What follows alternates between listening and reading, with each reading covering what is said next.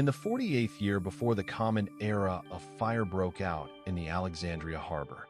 The fire spread rapidly through a fleet of wooden ships onto dockside warehouses and then into the massive complex of buildings that held the most complete assemblage of human knowledge ever assembled. The Library of Alexandria, containing hundreds of thousands of scrolls that embodied the youthful optimism of Greek, Egyptian, Persian, Indian, and myriad other cultures, came under attack. Smoke wafted into the atmosphere as the ashes of treatises on mathematics and observations on astronomy, philosophical constructs, reports on history, poetry, theatrical works, and even guides for engineering spilled into the air. When the fire finally subsided, maybe 500,000 scrolls had turned them into ash and cinders. What has disappeared forever are works of Sophocles, Euripides, or Aeschylus, which we will never read. Science went missing that would not be regained for another millennium. The knowledge of entire cultures has been lost, with which stored on papyrus and parchment now that is no more. This is not an Advent story. It is the template that has insisted across all human historically on every single continent and every single culture. Knowledge is vulnerable. It has a physical reality. It is written on paper and other materials that burn, rot, disintegrate, and diffidentially. Libraries, those storehouses of human knowledge, have long been at risk to flames and flooding, to the ravages of war and neglect, as well as the slow march of time. It is no wonder that so much has been lost.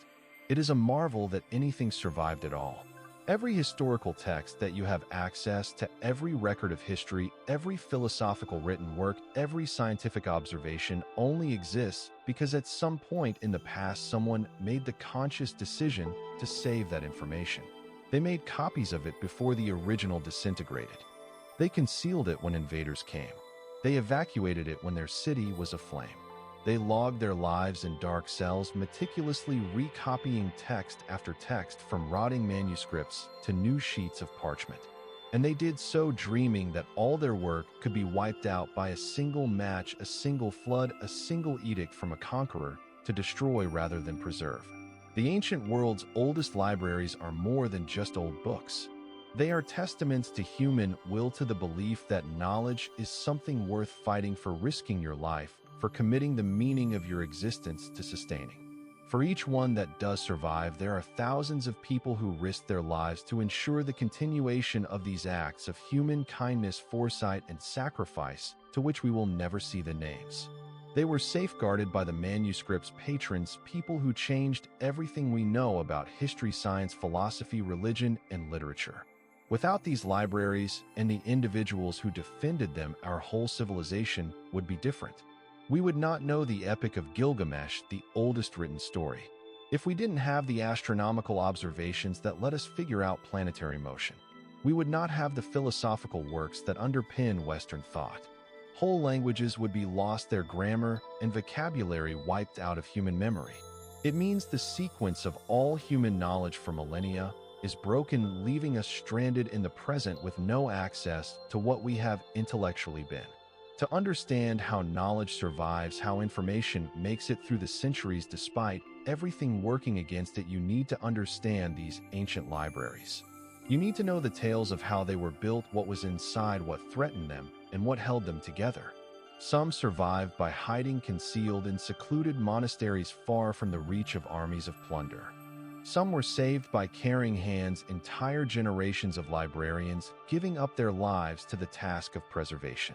Some were saved by fortune, some by luck. They made it through the fires and floods.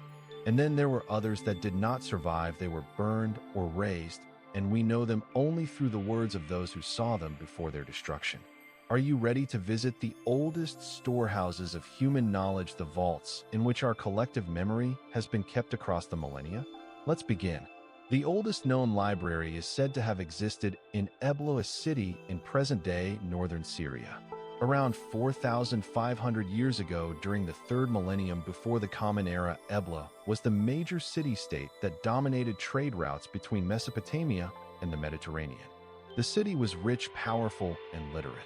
Its correspondents traded information to its scribes, and they meticulously recorded everything: treaties with neighboring kingdoms, trade agreements, diplomatic correspondence, tax receipts, inventories of grain, religious texts.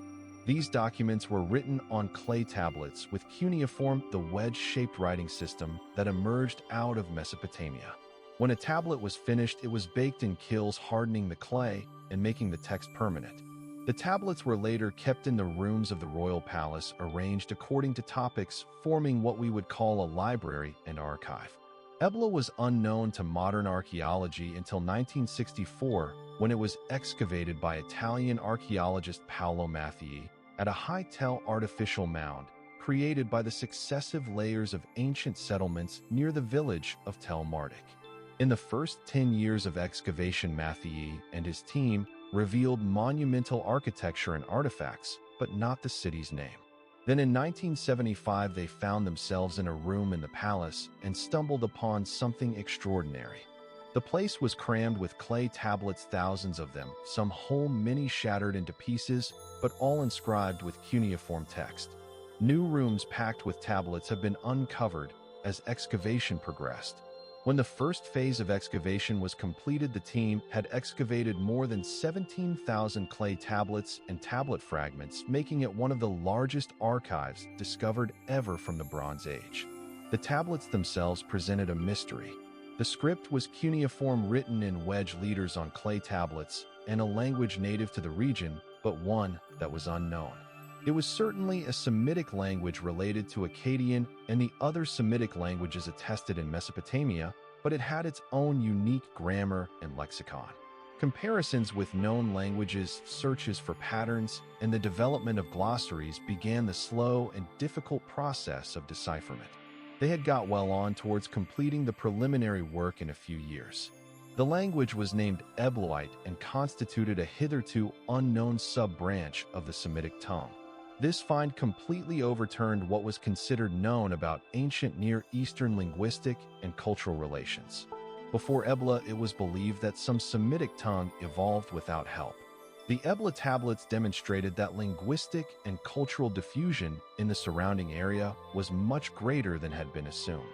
The tablets revealed a developed civilization boasting a complex administration, a vast network of trade and commerce, and a rich cultural life. Many of the tablets were administrative lists of workers and their rations, inventories of grain and livestock, records of textile production, accounts of metal imports. These records offer an incredible granularity of life in a city from the Bronze Age. We can tell how much grain each laborer received, how textile production was organized, what was imported and exported, and how the palace economy operated. Other tablets contained envoy reports to neighboring kingdoms containing a mixture of alliances and hostilities. Treaties were double-sided obligations and consequences of breaches, with religious appeals as witnesses. The interludes and follow-up letters are as formalized and subtle, and no less fascinating than any texts of any period, as Al-Shahada, the martyrs, Al-Bayinat, Al-Tariq, bearing in mind that those L's can be inscribed with it. He merits number 7 now that everyone knows. Certainly the signal tablets were literary and lexical ones. The Ebla library held systematically arranged bilingual word lists, which juxtaposed Sumerian words to their Eblaite equivalents, also demonstrating that the Eblaites were studying Sumerian, the language of southern Mesopotamia, as the vehicle of education. These lexicons are among the oldest known bilingual texts, and serve as key instruments for deciphering both Sumerian and Eblaite. It also included mythological works, among them narratives that have similarities with later biblical ones. One tablet recounts creation myths that use cosmic waters and clay to fashion humans. It also refers to a great flood that was sent by the gods to wipe out humankind. These parallels confirm that such flood stories and cosmogonic myths more generally were widespread in the ancient Near East well before their recollections were engraved into the Hebrew Bible, underscoring the fact that they were shared cultural traditions throughout the region. The arrangement of the tablets in the palace rooms also points out that the Ebla scribes applied a sort of classification. The administrative, not knowing if they ever sent out or got tablets, were kept separate from the literary texts. Tablets were subdivided into subjects even under the higher-level administrative groupings. Some halls were devoted mainly to farming documents, others to diplomatic letters, others still to religious writings. This was no mere haphazard pile of tablets. It was an organized system designed to facilitate retrieval of information. If a scribe wanted to look up an old treaty or an inventory of grain from a previous year, he could simply go to the right room and grab the appropriate tablet. This is what a library is supposed to do, not just hold information, but classify it in a way that makes it usable. The Ebla archive ended violently with the destruction of the city by fire sometime c. 2250 BCE. The palace was burned, the beams fell, and the rooms were buried under rubble. The disaster, which meant ruin for the people of Ebla, was a boon to archaeologists. The fire that consumed the palace turned the clay tablets into tablets of stone, baking them so hard that they were preserved for more than 4,000 years. When buildings crumble and clay tablets become buried under rubble, they are shielded from the elements and can still be read.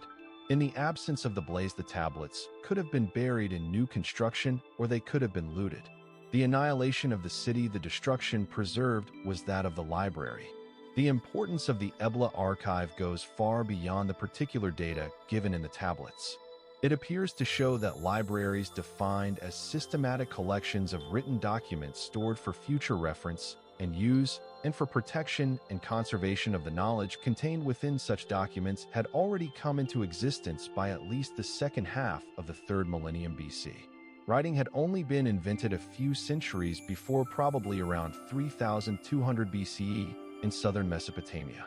Within 4 centuries of that initial stage, writing had progressed from a crude method of accounting marks to an advanced system enough to encode complicated texts, and organizations had been established to archive and systematize these texts. The rapidity with which this occurred again illustrates how quickly humans discovered the advantage of storing information in a permanent medium. Travel forward in time about 1500 years to the 7th century BC, and you come to another library that again transformed knowledge storage and dissemination. However, in Nineveh, the Neo-Assyrian capital, King Ashurbanipal established what many historians and researchers consider to be the first real library in the modern sense of the word. Rather than being a deposit like the later Ebla archive, which grew through palace scribes creating and keeping records of their activities, Ashurbanipal's was a library project. The king dispatched agents throughout his realm and even beyond to seek texts, to copy notable works, and to send back to Nineveh anything suitable for preservation. He was not simply interested in keeping administrative records, but in assembling a collection encapsulating all human knowledge, if not in the world at large, then at least all the knowledge that could be found in Mesopotamia and the surrounding lands in the 7th century BCE. Ashurbanipal was also exceptional among ancient kings in being not simply literate, but a bona fide scholar. The priests and most kings could read and write enough to do their administrative functions, and often much more, as Ashurbanipal had studied mathematics, astronomy, divination, and literature. He was capable of reading both Akkadian, the language of the Assyrian Empire, and Sumerian, an ancient non-spoken language, but still used in religious and scholarly texts. He was personally interested in the building of his library, and occasionally in his inscriptions vaunted his learning and his collection. An inscription states that he collected tablets throughout his empire. Ashurbanipal in the Palace of the Wisdom of Nabu, inscriptions of all types, all trade secrets, all that is related to kingship, wrote on tablets, verified, compared, and put in my palace to read. The collection ultimately contains some 30,000 tablets, or so, though some run higher, maybe as high as 100,000 if fragments are counted as individual tablets. The range of topics was broad: literature, including the most complete version of the Epic of Gilgamesh, omens and soothsaying texts that instructed readers on how to predict the future by interpreting astronomy, zoology, and dream analysis, medical treatises listing symptoms, diagnoses, and solutions, mathematics texts with lessons in geometry and arithmetic, astronomical records that noted planetary positions and eclipse cycles, ritual texts that described religious rites, historical annals that recounted the acts of former royalty, legal papers and royal recommendations, lexical lists and lexicons, as well as letters and management documents. The Epic of Gilgamesh should be singled out because its recovery from the debris of Ashurbanipal's library was an event of that century's most crucial archaeological moments. The epic recounting the adventures of Gilgamesh, who was a legendary king of Uruk and whose quest for immortality is recounted, includes a flood story that is so similar to Noah's that it could be considered a biblical echo. The British archaeologist Austen Henry Layard and his assistant Hormizd Rassam, in their successive excavations of Nineveh in 1849-52, found thousands of cuneiform tablets in the palace of Ashurbanipal. The tablets were sent to the British Museum in London, where for well over 20 years they mostly gathered dust, as very few scholars had the knowledge to read them. In 1872, George Smith, a young scholar at the British Museum, got tired of reading and cataloging old dry tablets, and he began translating one which depicted a flood that wiped out the entire human race, except for one man took a boat and saved his family and animals. Reports are that he was so overcome when he made this finding that he actually couldn't contain himself and was running around the room. The sensation around the discovery of the Gilgamesh version of the flood story was that it established that the Bible's flood stories were many centuries later than other flood stories in history. The Gilgamesh epic, which dates back to approximately 2000 BCE, or possibly earlier, was written over 1,000 years prior to the earliest biblical writings. This showed that the story of the flood in the Bible was just one instance of a general Near Eastern pattern, not some original revelation. In addition, the discovery was said to show the literary refinement of ancient Mesopotamian society. The Epic of Gilgamesh is more than just a religious document or a run-of-the-mill history. It is a meditation on mortality, friendship, and the purpose of human life. The trajectory of Gilgamesh from hubristic monarch to enlightened leader who embraces the inescapability of death continues to resonate for millennia beyond when he was first written. Ashurbanipal's library was a giant leap forward for library management. The tablets have been cataloged and shelved. Each tablet also had a colophon, a short note at the end which identifies the text and says where it belongs in a series if it is a multi-tablet work, and sometimes it names the scribe who copied it or the source from which it was copied. Some colophons had curses for anyone who would harm or steal the tablet. Whoever shatters this tablet or throws it into the water or grinds it until he can no longer distinguish the words May Ashur sin Shamash Adad, and Ishtar, Bel Nergal Ishtar of Nineveh, Ishtar of Arbela, Ishtar of Bitkidmuri, along with the gods of the heavens and the earth, curse him with an unrelievable, severe, merciless curse from which he will not find rest all the days of his life, and they shall wipe out his name and his line in. Throw his flesh to the dogs. The library was divided into subject areas or classes. Literature texts were held in one place, divination texts in another, astronomy texts in a third. Each type of tablet was grouped in its own section. Multi-tablet works counterpart to books and the like divided into tablets due to length, which when numbered were stars, were stored by numbered sequence similar to colophon numbers. If a scribe wished to find or consult on a specific omen text or section of the Gilgamesh epic, he could find it through this system. To this end, they needed professional librarians who knew the classification system well enough to apply it and could update it as new tablets came in. There was also a scriptoria in the library where scribes worked to transcribe texts. When agents of Ashurbanipal seized scrolls or tablets from other cities, the originals were on occasion returned once copies had been made for the library at Nineveh. The scribes who performed this copying were highly trained individuals who had to be able to produce exact reproductions of texts, maintain a consistent hand from beginning to end, and of course read the languages they were copying. Some tablets even say the scribe compared his copy with the original for errors, a kind of proofreading. The concern for accuracy signifies a realization that copying generates mistakes and that texts must be preserved not only in a physical sense. The Library of Ashurbanipal, which barely lasted a century, disappeared from view. A coalition of Babylonians and Medes sacked Nineveh in 612 BCE. The palace came tumbling down, bringing the library down with it. In contrast to the situation at Ebla, where we know about the existence of the library only through archaeological investigation, we are aware of Ashurbanipal's library through his own inscriptions and those of classical authors who spoke of it. The destruction of Nineveh was described by a number of ancient writers as ruinous. When the ruins were dug out in the 19th century, the fire's mark was everywhere: burnt wooden beams, blistered bricks, melting metal. But again, fire preserved clay tablets even as it consumed the structure. The tablets had been heated to a high temperature, and although many were broken into pieces when the roof fell and the text was still readable. The recovery of Ashurbanipal's library revolutionized our knowledge of ancient Mesopotamia. Prior to the discovery of the tablets, civilization in Mesopotamia had been known mainly from biblical references and some scarce allusions in Greek and Roman literature. How were they, these Assyrians and Babylonians, the Israelites' foremost foes who had devastated the kingdoms of Israel and Judah and exiled their people? The library presented a much more intricate picture. Mesopotamian civilization produced elegant literature, sophisticated maths, organized astronomy, comprehensive medical care, and elaborate religious and philosophical systems. The tablets reveal a consistent cultural evolution during 3 millennia, or that the texts were copied, studied, and passed down generation after generation. The preservation of these two ancient libraries, Ebla and Nineveh, reflects motifs that repeat themselves in the history of libraries. Both were destroyed by fire and war. Both endured because clay tablets can survive conditions that would obliterate papyrus, parchment, or paper. Both were buried, both were lost, both were uncovered by archaeologists.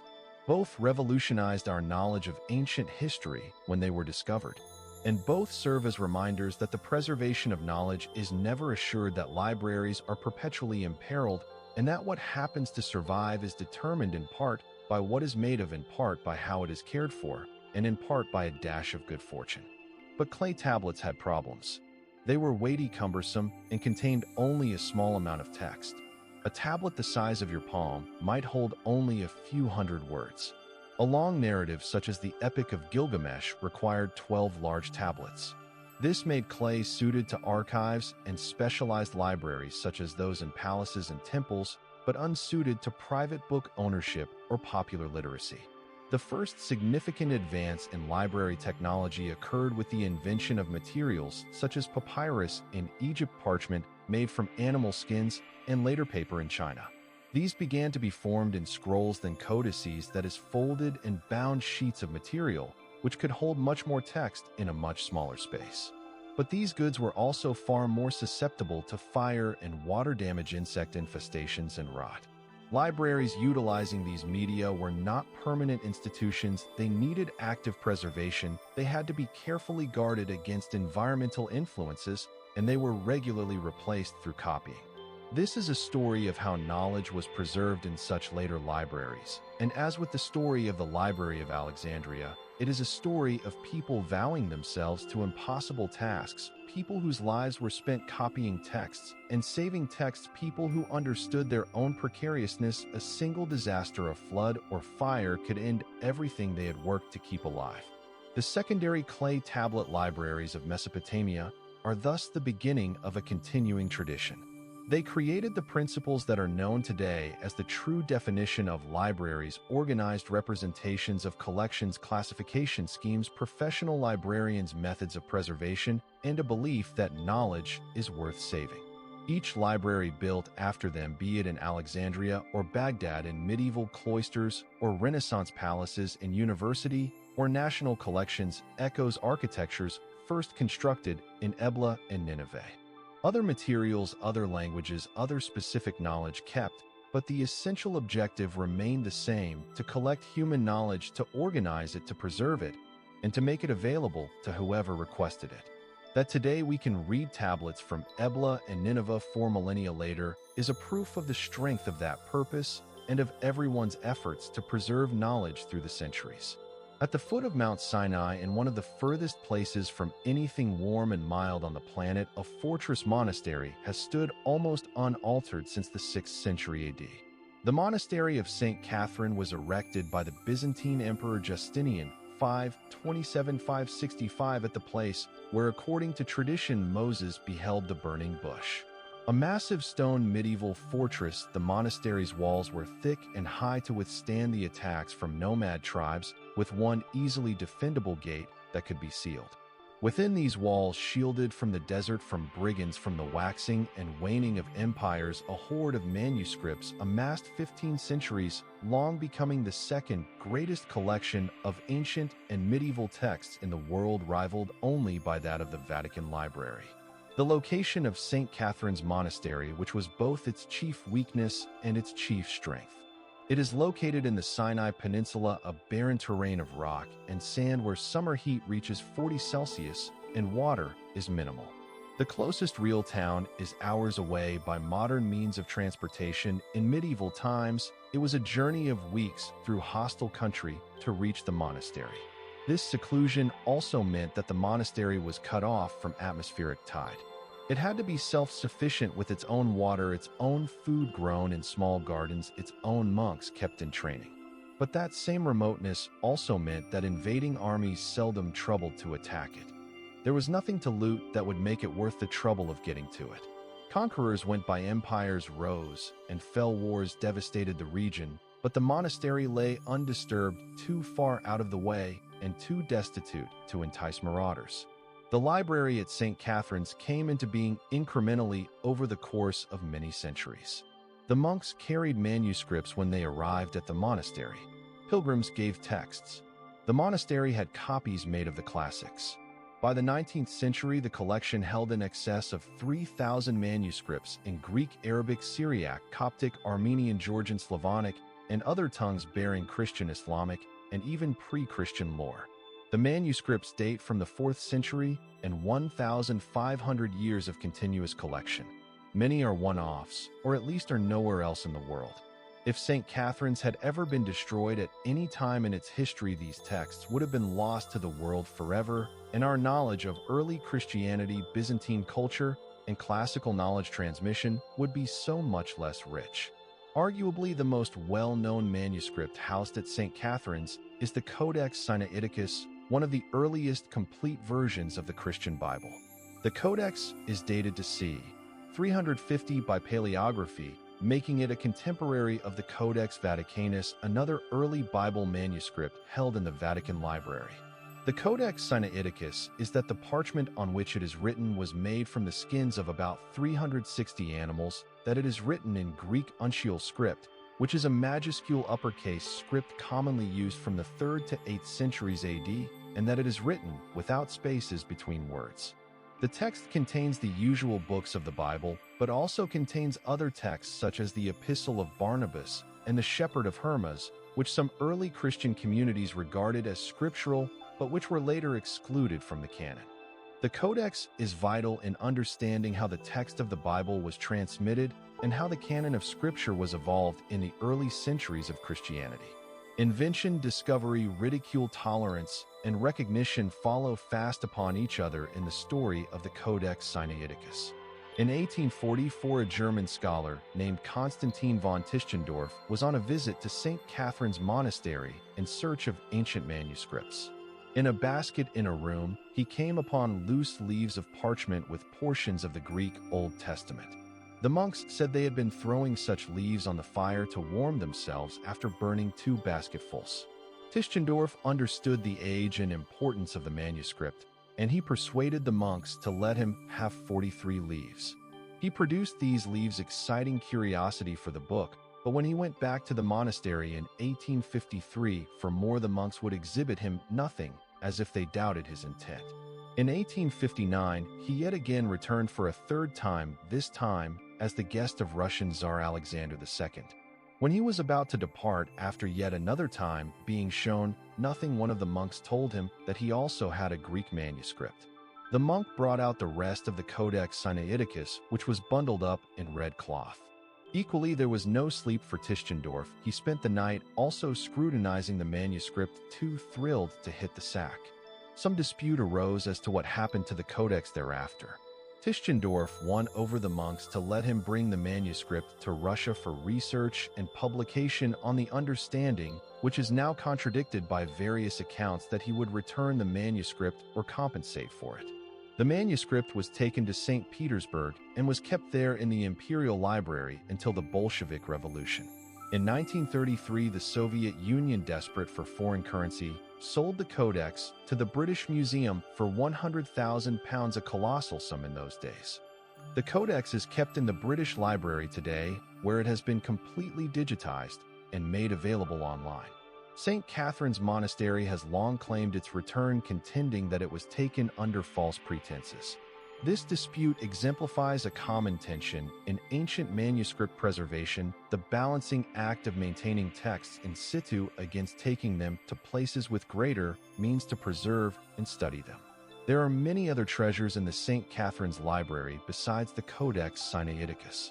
Early Syriac manuscripts attest to versions of biblical texts that differ from the Greek tradition in a manner showing us Christianity's development in the Near East outside of the Greco-Roman world. Among the Arabic manuscripts, there are some of the earliest extant copies of Islamic texts testifying to the monastery's function as a meeting place of cultures. Situated as it was close to the trade routes from Egypt to Arabia and the Levant, travelers of virtually every religion and language annuated those passages, some of whom left behind manuscripts as donations or took texts with them copied while sojourning at the monastery. One of the strangest elements of the St. Catherine's holdings is its palimpsests, which are manuscripts where the original text has been scraped off or washed away and overwritten. The cost of parchment was high as it required animal hides and significant labor to produce. When texts were damaged or when the text was no longer required, scribes occasionally recycled parchment by scraping or washing off the original text and rewriting on the material. But rarely was the original text completely erased. Traces of the original ink are still visible, particularly when traditional techniques are combined with modern imaging methods. In the late 20th and early 21st centuries, researchers with multispectral imaging have deciphered the underlying erased texts in numerous St. Catherine's palimpsests. Undiscovered texts have been identified through these medium. Such are lost works, alternate textual traditions of known works, and textual evidence for linguistic and cultural changes. One palimpsest contained a previously unknown translation of the Gospels into Caucasian Albanian, a language that was spoken in the Caucasus but became extinct in the medieval period. Without this palimpsest, we would have almost no idea how the language was written. The survival of the monastery through 15 centuries required not only isolation but active diplomacy and accommodation. When Islamic armies defeated the Byzantine Empire in the 7th century and took control of the area, the monks were granted letters of protection from the caliph, providing that the monastery was to be safe in return for the payment of a small tax. These letters were renewed by consequent Muslim rulers' patron, and the monastery enjoyed fruitful relationship with local Arabs who was to protect them loosely. There is even a mosque within the monastery built during the Fatimid period, providing Muslim pilgrims a place to pray. That religious pluralism, all but unheard of in the Middle Ages, was emblematic of the monastery's can-do approach to survival. The monks realized that if they became too dogmatic and inflexible, they would be destroyed. By adapting to the religious demands of Muslim rulers and travelers without forsaking their own Christian identity, they saved themselves and their library. In 2017, after decades of restoration, St. Catherine's opened its library more fully to scholars and launched a major digitization project.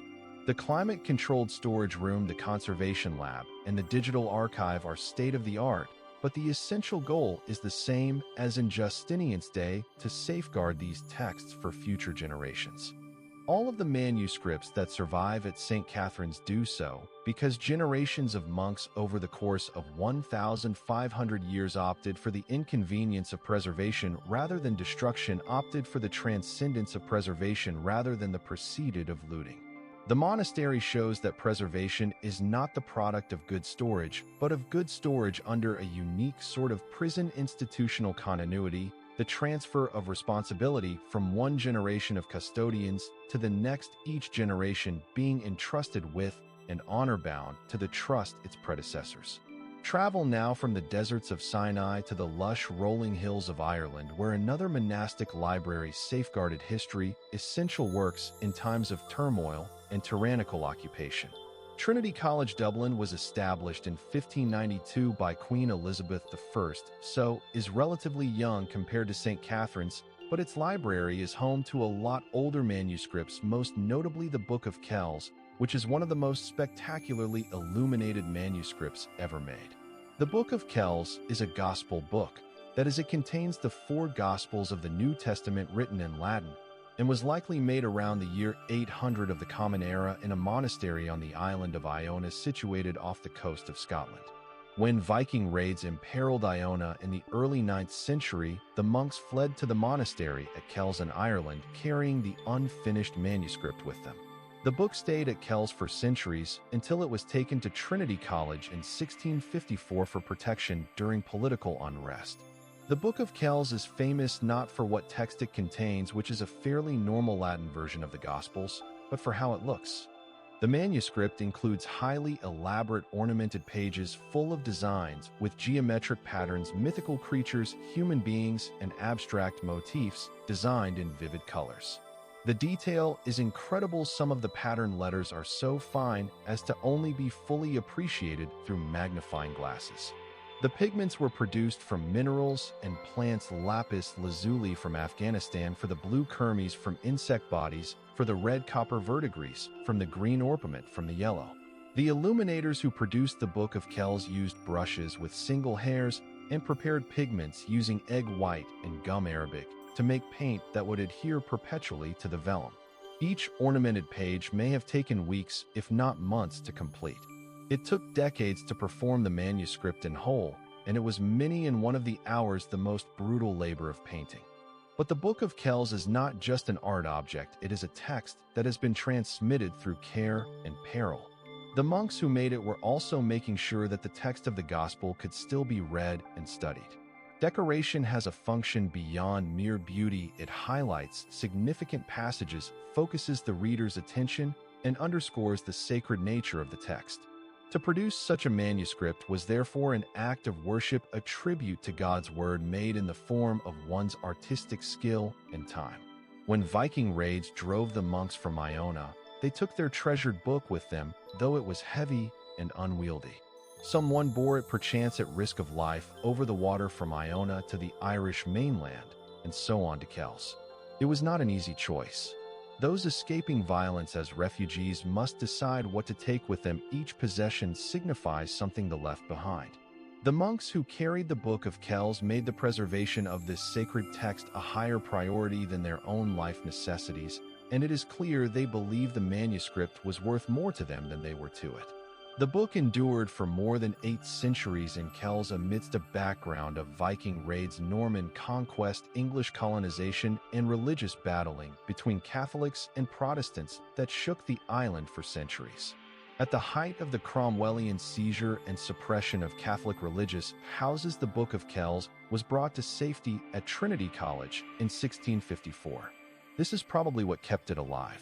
Large tracts of was ground settled by Scots-Irish, while many monasteries in Ireland were ransacked though many were destroyed during the 17th century, their books and treasures dispersed or lost. In its long journey to the secrets of the past, the manuscript had attained a kind of immunity. One recent history happily refers to it as our precious Book of Kells, though it is not quite ours. By transitioning to the Protestant establishment of Trinity College, the Book of Kells was protected under the new political dispensation while remaining in Ireland. This transformation reveals a continuous trend in manuscript survivability. Texts survive best by relocating to wherever the greatest security can be found, even if that means changing institutional or religious allegiance. Trinity College Library eventually bloated into one of the foremost libraries of the British Isles, containing upwards of 7 million printed books and thousands of manuscripts. Finished in 1732, the Long Room is considered to be one of the most impressive library spaces in the world, a 2-story barrel-vaulted ceiling cathedral with 2 rows of bookcases running its entire length of 65 meters. The library's oldest books are kept in the Long Room, and as you amble along it, surrounded by leather-bound tomes on all sides, you feel a sense of wisdom accumulated over countless years, the tangible weight of human knowledge. The library also has Brian Boru's harp, a medieval Irish harp that may have once belonged to Brian Boru, the High King of Ireland, who was killed in the Battle of Clontarf in 1014. The harp is a national symbol of Ireland which appears on its coins, government documents, etc. Its presence in the library links the place to Irish cultural identity and history in a way that exceeds the role of books as allied factors in the tempestuous historical narrative of Ireland. Trinity College is a copyright deposit library, i.e. Irish and UK publishers are required by law to send a copy of every book they publish to the library. This statute first enacted in 1701 and having been modified multiple times over the years has helped to ensure the continued expansion of the library and that a cosmological record of published works is maintained. Copyright deposit gives birth to institutional immortality. The manuscript includes highly elaborate ornamented pages full of designs with geometric patterns, mythical creatures, human beings, and abstract motifs designed in vivid colors. The detail is incredible. Some of the pattern letters are so fine as to only be fully appreciated through magnifying glasses. The pigments were produced from minerals and plants, lapis lazuli from Afghanistan, for the blue kermes from insect bodies, for the red copper verdigris from the green orpiment from the yellow. The illuminators who produced the Book of Kells used brushes with single hairs and prepared pigments using egg white and gum arabic to make paint that would adhere perpetually to the vellum. Each ornamented page may have taken weeks, if not months, to complete. It took decades to perform the manuscript in whole, and it was many in one of the hours the most brutal labor of painting. To the translators at the House of Wisdom, this was unceasing vigilance for infidelities to the text, which meant they translated from Greek, Syriac, Sanskrit, Persian, and other languages into Arabic, while maintaining the text's enfranchise of meaning without dislocating necessary terms. The translation was work large and fleet and full. Mathematics, astronomy, medicine, and Greek philosophy held high priority among the Greek works. The whole of Aristotle's works were translated, as well as works by Plato, Euclid, Ptolemy, Galen, and many more. Persian texts on astronomy were translated, as were Indian mathematical texts. These were not mechanical translations. Translators sometimes added commentaries, corrected errors, and integrated various viewpoints. Thus, there was produced a synthesis of Greek rationalism, Persian cosmopolitanism, and Indian numerical resourcefulness articulated in Arabic and available to Muslim intellectuals anywhere in the Islamic world. One of these figures at the House of Wisdom, Muhammad ibn Musa al-Khwarizmi, has had an extraordinary influence on the field of mathematics. Al-Khwarizmi also wrote a treatise on the compendious book on calculation by completion and balancing, where he established the rudiments of algebra, a word which signifies the addition or restoration and is frequently translated as the reunion of broken parts. This work, in which Al-Khwarizmi introduced what we call algebra, inspired the word algebra. Unknowns were represented by letters, and the letter denoting the unknown was called the thing or the what in the language of the text, not surprisingly, since the Arabic word for thing is shay and the word for what is ma. This was revolutionary. Previously, calculations concerned are particular numbers, while Al-Khwarizmi's algebra offered generic solutions to entire categories of questions. His impact on mathematics was so great that the term algorithm stems from his name, Al-Khwarizmi. Originally, it meant the decimal number system because he had introduced that system to the Islamic world from Indian sources, but now the word is applied to any step-by-step problem-solving procedure. Al-Khwarizmi also wrote a treatise on Indian numerals and explained the place value system, the use of zero, which were ideas that transformed mathematics. The treatise from which Western numerals descend was composed originally in Arabic by Al-Khwarizmi on the Indian system in the early 9th century and was later translated into Latin under the title Algorithmi de Numero Indorum. The book was impressive enough that medieval scholars began to call them algorithms after Al-Khwarizmi, and the dominance of this number system over Roman numerals for computation was so overwhelming that for commercial and mathematical use, Roman numerals were gradually supplanted by it. Try multiplying some Roman numerals like McSliv by DCCCXXXVI, and you'll see why merchants and mathematicians fell for Arabic numerals. It was not only a custodian of Al-Khwarizmi's work, it was the place where he could read Indian mathematics, Greek geometry, and possibly other disciplines, all of which he then combined in novel mathematics. For 2 centuries, the House of Wisdom thrived, drawing learned men from the Islamic world to other regions of the world. Muslims, Christians, Jews, and Zoroastrians collaborated in translation and studied the religious origins of authors or translators seemingly unimportant. It stood for an ideal of universal knowledge, the notion that the truth is singular even if it can be found in many different places and discovered by many different people. This is just one example of the intellectual climate in which Islamic civilization flourished during this period, making it one of the most brilliant periods of achievement for that culture as a whole. While Christian Europe recoiled into itself, retaining only a limited repository of classic knowledge, the Islamic world was on the move. The Islamic world was hunting down and translating texts from a variety of cultures and forming a more cosmopolitan intellectual milieu. The House of Wisdom was shattered in 1258 when the Mongols sacked Baghdad under Hulagu Khan. The Mongols, whose empire extended from China to Eastern Europe, disdained city life and the institutions of learning. When Baghdad resisted capitulation, the Mongols laid siege to it, then stormed and looted it with great savagery. Be it a few 100,000 or more than 1 million death toll, it is really irrelevant. The House of Wisdom was burnt down, its books and fees thrown into the Tigris or up in flames. Later versions, perhaps exaggerated ones, say that the river was turned black with the ink of the liquefied manuscripts, that the books were so vast that the warriors built a bridge across the river, and that the water was discolored for a few months. Believed to be literally true or not, the anecdotes convey the scale of the loss. Centuries of knowledge, translations, that complex decades or centuries of work by scholars, original scientific and philosophical works were all obliterated in a matter of days. The devastation of the House of Wisdom had not been absolute. There were copies of many important works in other cities of the Islamic world. Toledo, Cairo, Damascus, and other centers of knowledge held on to texts that would have otherwise been destroyed. Many individuals, scholars, booksellers, monks hid books or fled towns with as many books as they could steal. But so much was lost forever. We know certain books existed but don't survive from references in extant works.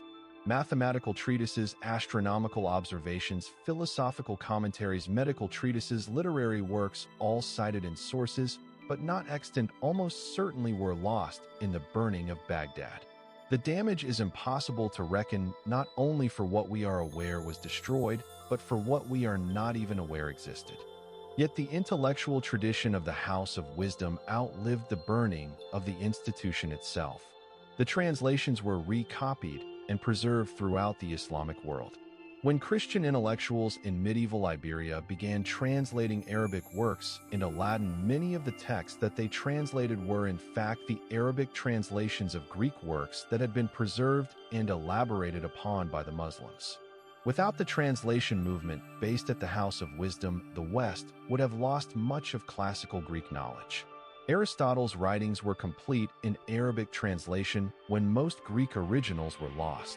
These translations, when translated into Latin in the 12th and 13th centuries, inspired the intellectual renaissance in Christian Europe that resulted in the founding of universities and the growth of scholastic philosophy. The House of Wisdom's impact consequently reached well beyond the Islamic world to influence the intellectual culture of medieval and Renaissance Europe.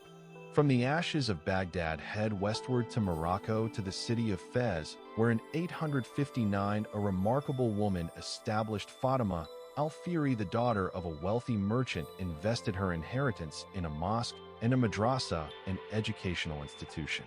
This is how the University of Al-Qarawiyyin dates, as being recognized as the oldest continually operating degree-granting university in the world.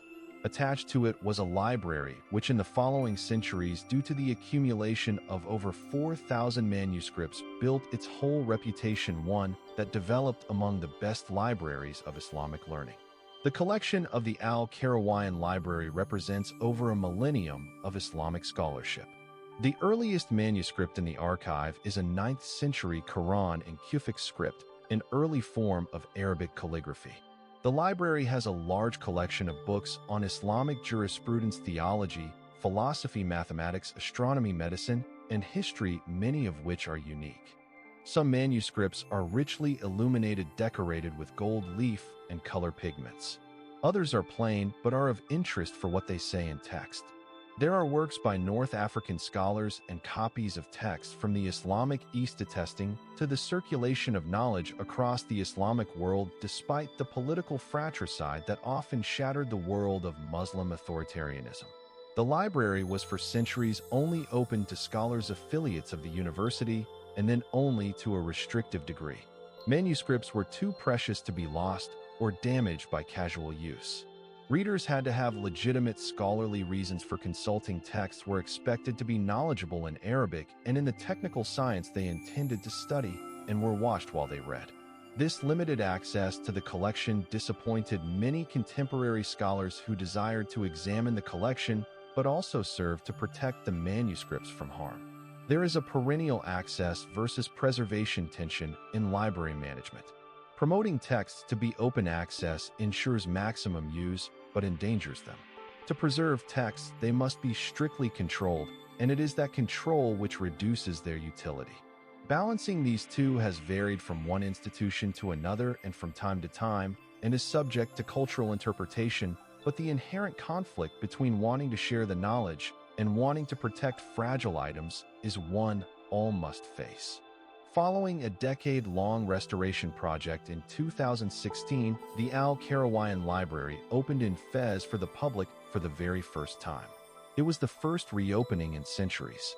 Under the direction of architect Aziza Chayuni, a native of Fez, who was also the project architect for the restoration of the city's ancient water system, the building was renovated for occupation, preserving its historic core.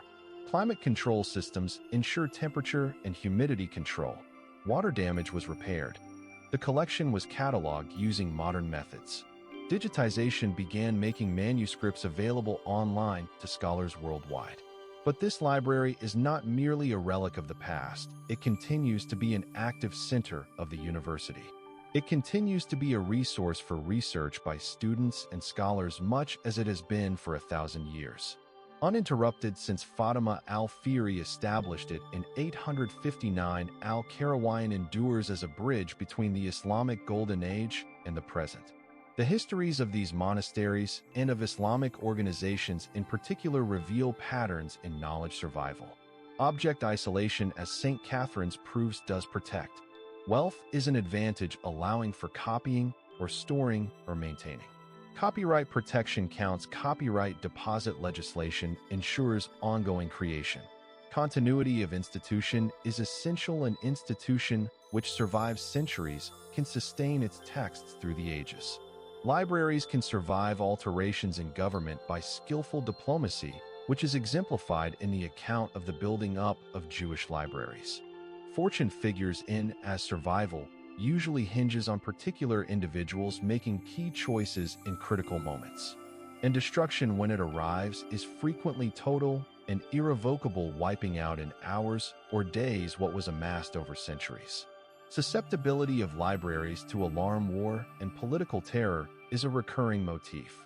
But all this was outweighed by the fact that despite brutal 19th century wars and 2 world wars that devastated much of the country, certain libraries had survived for millennia, safeguarding texts that shape our knowledge of human history, culture, and thought. In 1602, an affluent English diplomat by the name of Thomas Bodley surveyed the University of Oxford and beheld tragedy. The university library had previously enjoyed a splendid collection dating from the 14th century and situated in an elegant room over the Divinity School.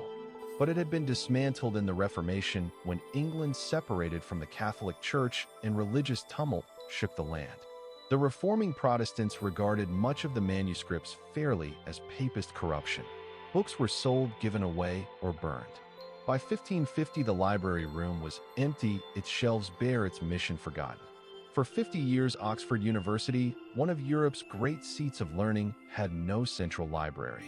Students and professors made do with the college library's modest holdings concentrated in the individual colleges that comprised the university, but nothing like a unified research collection accessible by the entire academic body. Bodley resolved to rectify this. He was the Queen's envoy. He sojourned all Europe and had both money and the love of learning. When he retired from the diplomatic service, he decided to spend his fortune and the rest of his life in recasting the library at Oxford. He haggled with the university, obtained the vacant library room, ordered new bookcases and other furniture, and above all started buying books. Bodley had contacts across Europe from his diplomatic career, and he put these to use in acquiring manuscripts and printed books from dealers in London, Paris, Venice, Frankfurt, and other hubs of the book trade. He asked for contributions from the rich. He made a bequest to defray the cost for future acquisitions. And in 1602, he restored the library with some 2,500 volumes. That was just the beginning. Bodley was not simply replacing what had been destroyed, he was designing a library that was grander in scope and ambition than the original medieval library. He dreamt of a universal research library, one that did not limit itself to theological books, but had volumes on every topic: history, law, medicine, mathematics, natural philosophy, housed classical literature, and modern literature written in people's own languages, contained travel journals and books from exotic foreign lands. His outlook was open and worldly. When so many of his contemporaries in theology and the classics were content only to look, he Bodley believed everything, even knowledge, was worth saving. He gathered up Arabic manuscripts, Chinese books, narratives of the New World, scientific treatises that contradicted accepted wisdom. His library would be for any scholar in any subject and would encompass the totality of human knowledge with which to push back the boundaries of ignorance. Bodley knew, too, that a library is more than a vault and an institution that is expected to outlast its founder. He laid down detailed rules for the running of the library: who was entitled to use it, how books were to be shelved, what purchasing policies were to be observed, how money was to be spent. He named a librarian, Thomas James, and pronounced policies on cataloging, preservation, and service. But most important of all, Bodley procured financing not merely for his own life, but in perpetuity, by establishing endowments to defray the cost of acquisition and operation long after he was dead. When Bodley passed away in 1613, the library he had restored was already among the best in England. His will guaranteed its further expansion. In 1610, Bodley had won a stunning legal victory to the benefit of the library's future. He bargained with the Stationers' Company, the guild that governed printing and bookselling in England, for the deposit of a copy of each book printed in England in his library. It was one of the earliest legal deposit requirements in the world, ahead of one similar that would later be introduced by other nations. The requirement was subsequently widened and established statutory force under a number of copyright acts. Now the Bodleian, as it was called, is two among 6 legal deposit libraries in the UK eligible to receive a free copy of every book published in the UK and Ireland. The English building was much nicer. From this it follows that from 1610, with some short breaks, the Bodleian has been collecting English publishing in all forms. The library now contains over 13 million printed volumes. It is the second largest in the United Kingdom after the British Library. The oldest part of the Bodleian, known as Duke Humphrey's Library after a previous benefactor, dates from 1488 and preceded Bodley's refoundation. This chamber, better representing what used to exist before the Reformation destructions, is one of the most gorgeous library halls in the world. The ceiling is richly decorated with shields of the university and several supporters. Many of the wooden bookshelves that surround the room are original to the 15th and 16th centuries, designed such that books are shelved with their spines turned inward and are chained to the shelves to prevent theft. You go back 500 years on entering Duke Humphrey's. It is dim through antique glass. The air is infused with the scent of aged leather and parchment. The silence is complete, disturbed only by the faint rustling of turned pages and the now and then popping of floorboards. This was the feel of a medieval library, and the Bodleian has maintained that feel even as it has incorporated the latest technology in its day-to-day business and dramatically increasing its holdings. The Bodleian was instrumental in the emergence of modern scholarship. In the 17th and 18th centuries, when the new science was being formed and scholars were challenging received authorities, the scientific natural sponsored by the Bodleians full resources could be used to compare sources, check facts, and examine new ways of doing research. Boyle studied alchemical texts at the Bodleian and laid the foundations of modern chemistry. Robert Hooke, who sought inspiration from the scientific books in the library while exploring microscopy and physics. Edmund Halley made use of astronomical observations recorded in medieval manuscripts in working out the orbit. The library was not just about preserving ancient knowledge, but enabling new knowledge through achievement of raw materials. The Bodleian also contributed to progress, if slow, in admitting women. For much of its history, the library was closed to women in line with the exclusion of women from higher education in general. But the tide was turning in the 19th century. As a special privilege, some women were admitted under certain conditions. In 1920, the library was formally opened to women on equal footing with men, the rule being that there is no gender in scholarship. On October 14, 1920, the first woman to take advantage of the new regulations used the library. Her name is missing in most histories, a cruel omission, but her admission was a landmark moment in empowering people other than the privileged few. Today, about half the library's users are women, and it now seems unthinkable that they should have been excluded at all. The Bodleians' development on this issue is a reminder that libraries are not neutral spaces, but institutions that project and, on occasion, interrogate the biases of their times. You'll want now to move from Oxford to Venice to a different library that shows Renaissance humanism turning manuscript collecting into something like modern library science. The Bibliotheca Marciana, or Library of St. Mark, was founded in 1468 when Cardinal Bessarion, a Greek scholar who had fled Constantinople after its fall to the Ottoman Turks in 1453, bequeathed his private collection of Greek manuscripts to the Venetian Republic. Bessarion's library was remarkable, with more than 750 Greek manuscripts, among them works by Homer, Plato, Aristotle, the Greek dramatists, historians, and scientists. Many related texts were one of a kind or close to it. Bessarion had spent decades building this library, buying manuscripts from others who were terrorized by the fall of Constantinople, or having copies made of texts which existed in only a handful of libraries. The collection thus came to signify not only Greek learning, but Renaissance scholarship in general. The library also invented new strategies for the preservation of manuscripts. Venetian bookbinders invented methods of mending torn, burnt, or otherwise abused manuscripts and produced protective wrappers that would keep them safe for generations. The library's place of residence posed preservation difficulties. The moist climate of Venice and its closeness to the sea air caused the manuscripts to become covered with mold and to disintegrate. Librarians also learned how to humidify, how to spot for insect damage, how to detect and halt the spread of mold. These practical, tried and true preservation techniques have served as examples for numerous other libraries in similar situations.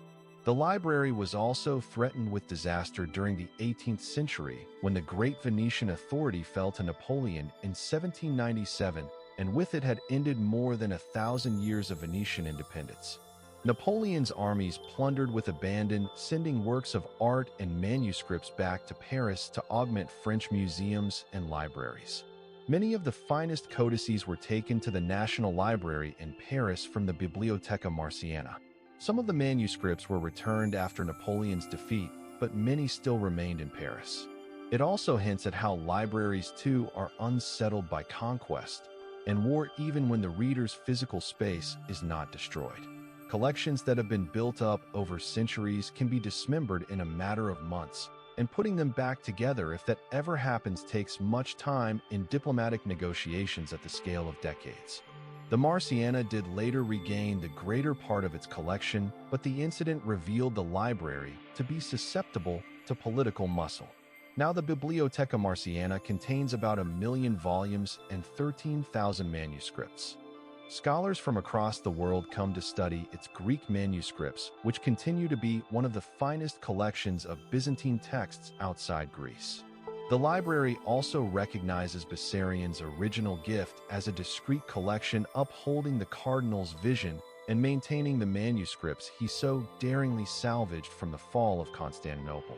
The library thus bridges Renaissance Venice and Byzantine Constantinople, preserving a cultural cohesion across the collapse of empires.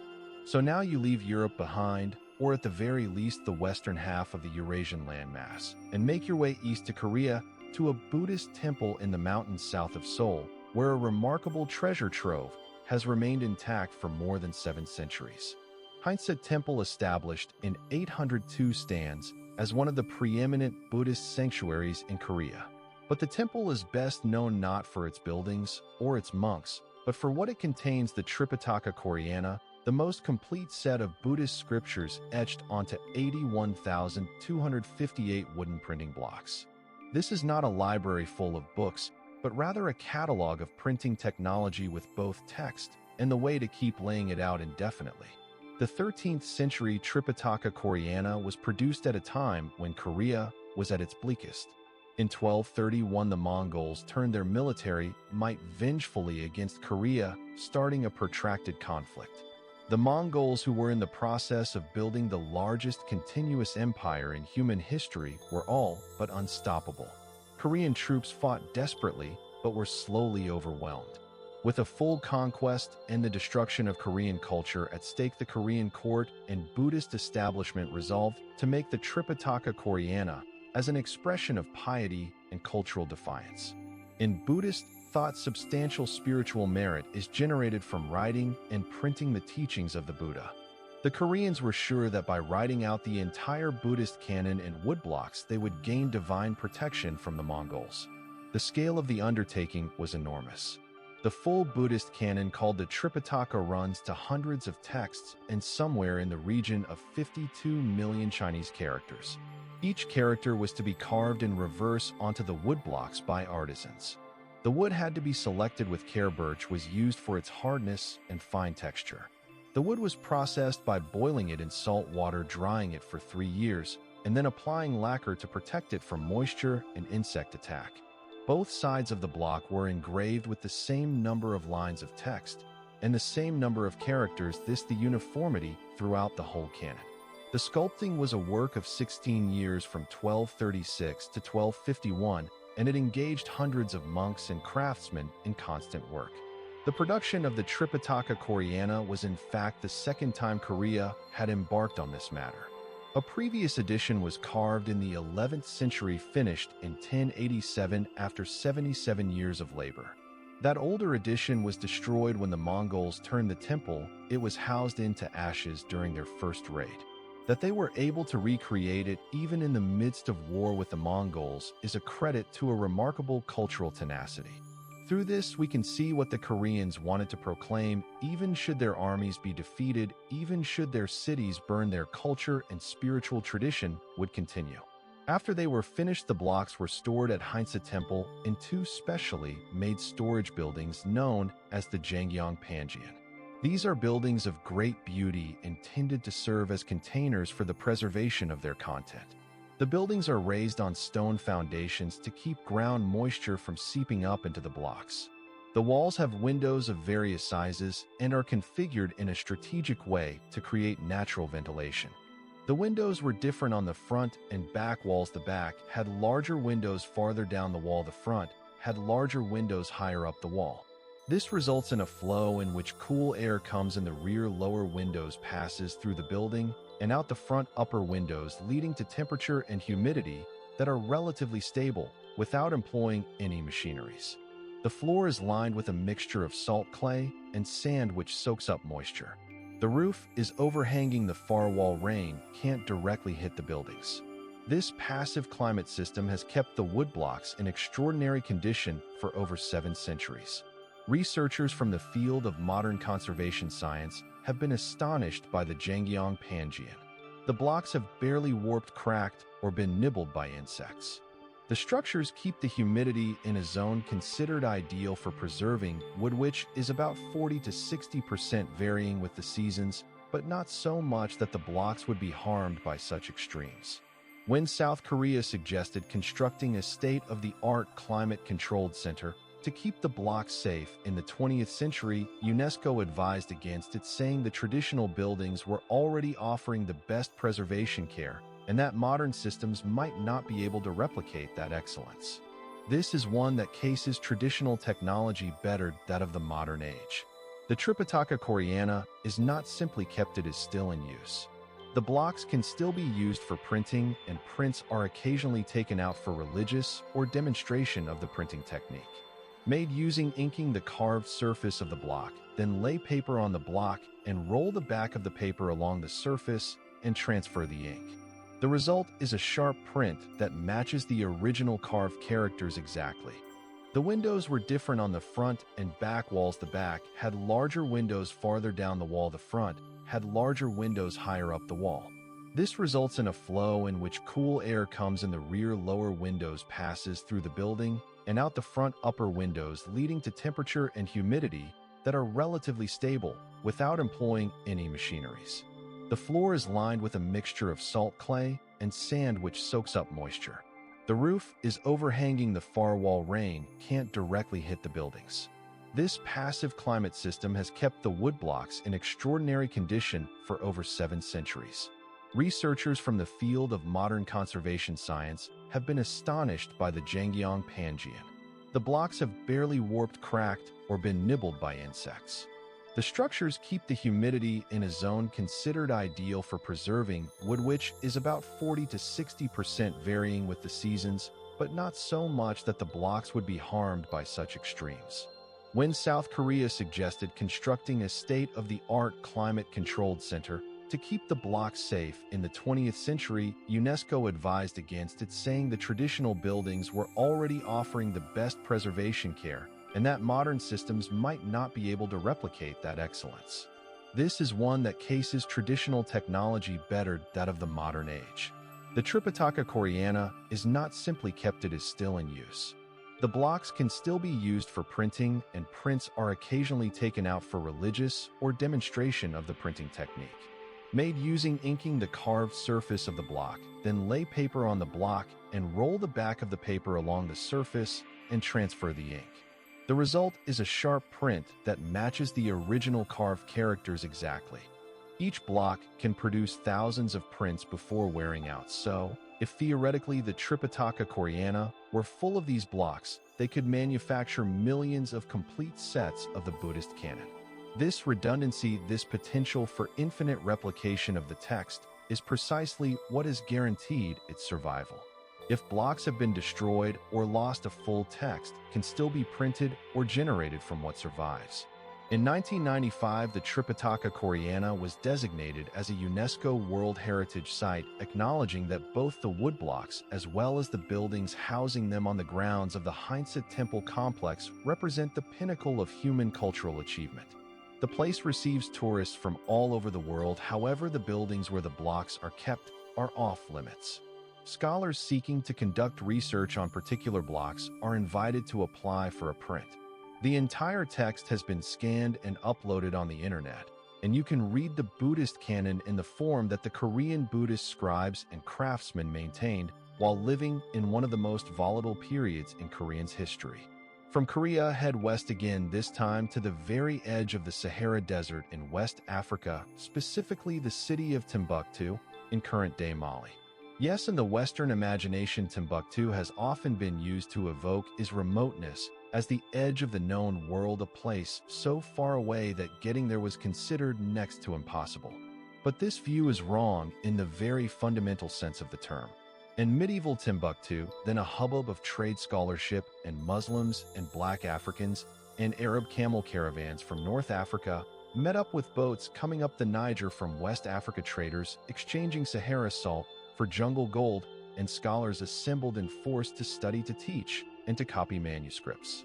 Between the 12th and the 16th century, Timbuktu was also among the greatest intellectual centers of Islam, competing with Cairo and Baghdad in the number of scholars and company of manuscripts. The manuscripts of Timbuktu range over a truly extraordinary variety of topics. Several are religious texts, Qurans, Hadith compilations, books of Islamic law and theology. But there are also treatises on mathematics, astronomy, medicine, history, geography, and literature. Some are in Arabic, others are written in local West African languages using the Arabic script. The manuscripts attest that West African Islamic civilization was not a passive recipient of knowledge from the Arab world, but was actively engaged in intellectual enterprise that combined Islamic learning with local African knowledge. Medical treatises fuse Islamic medical theory with indigenous West African herbal medicine. Celestial bodies studied in the treatises include events and phenomena observable only from West African views of the sky. Historical texts chronicle the expansion and collapse of West African empires, offering views that corroborate and at times contradict those found in the Arabic source from North Africa. The manuscripts were authored as well as guarded by scholar families handed down across generations.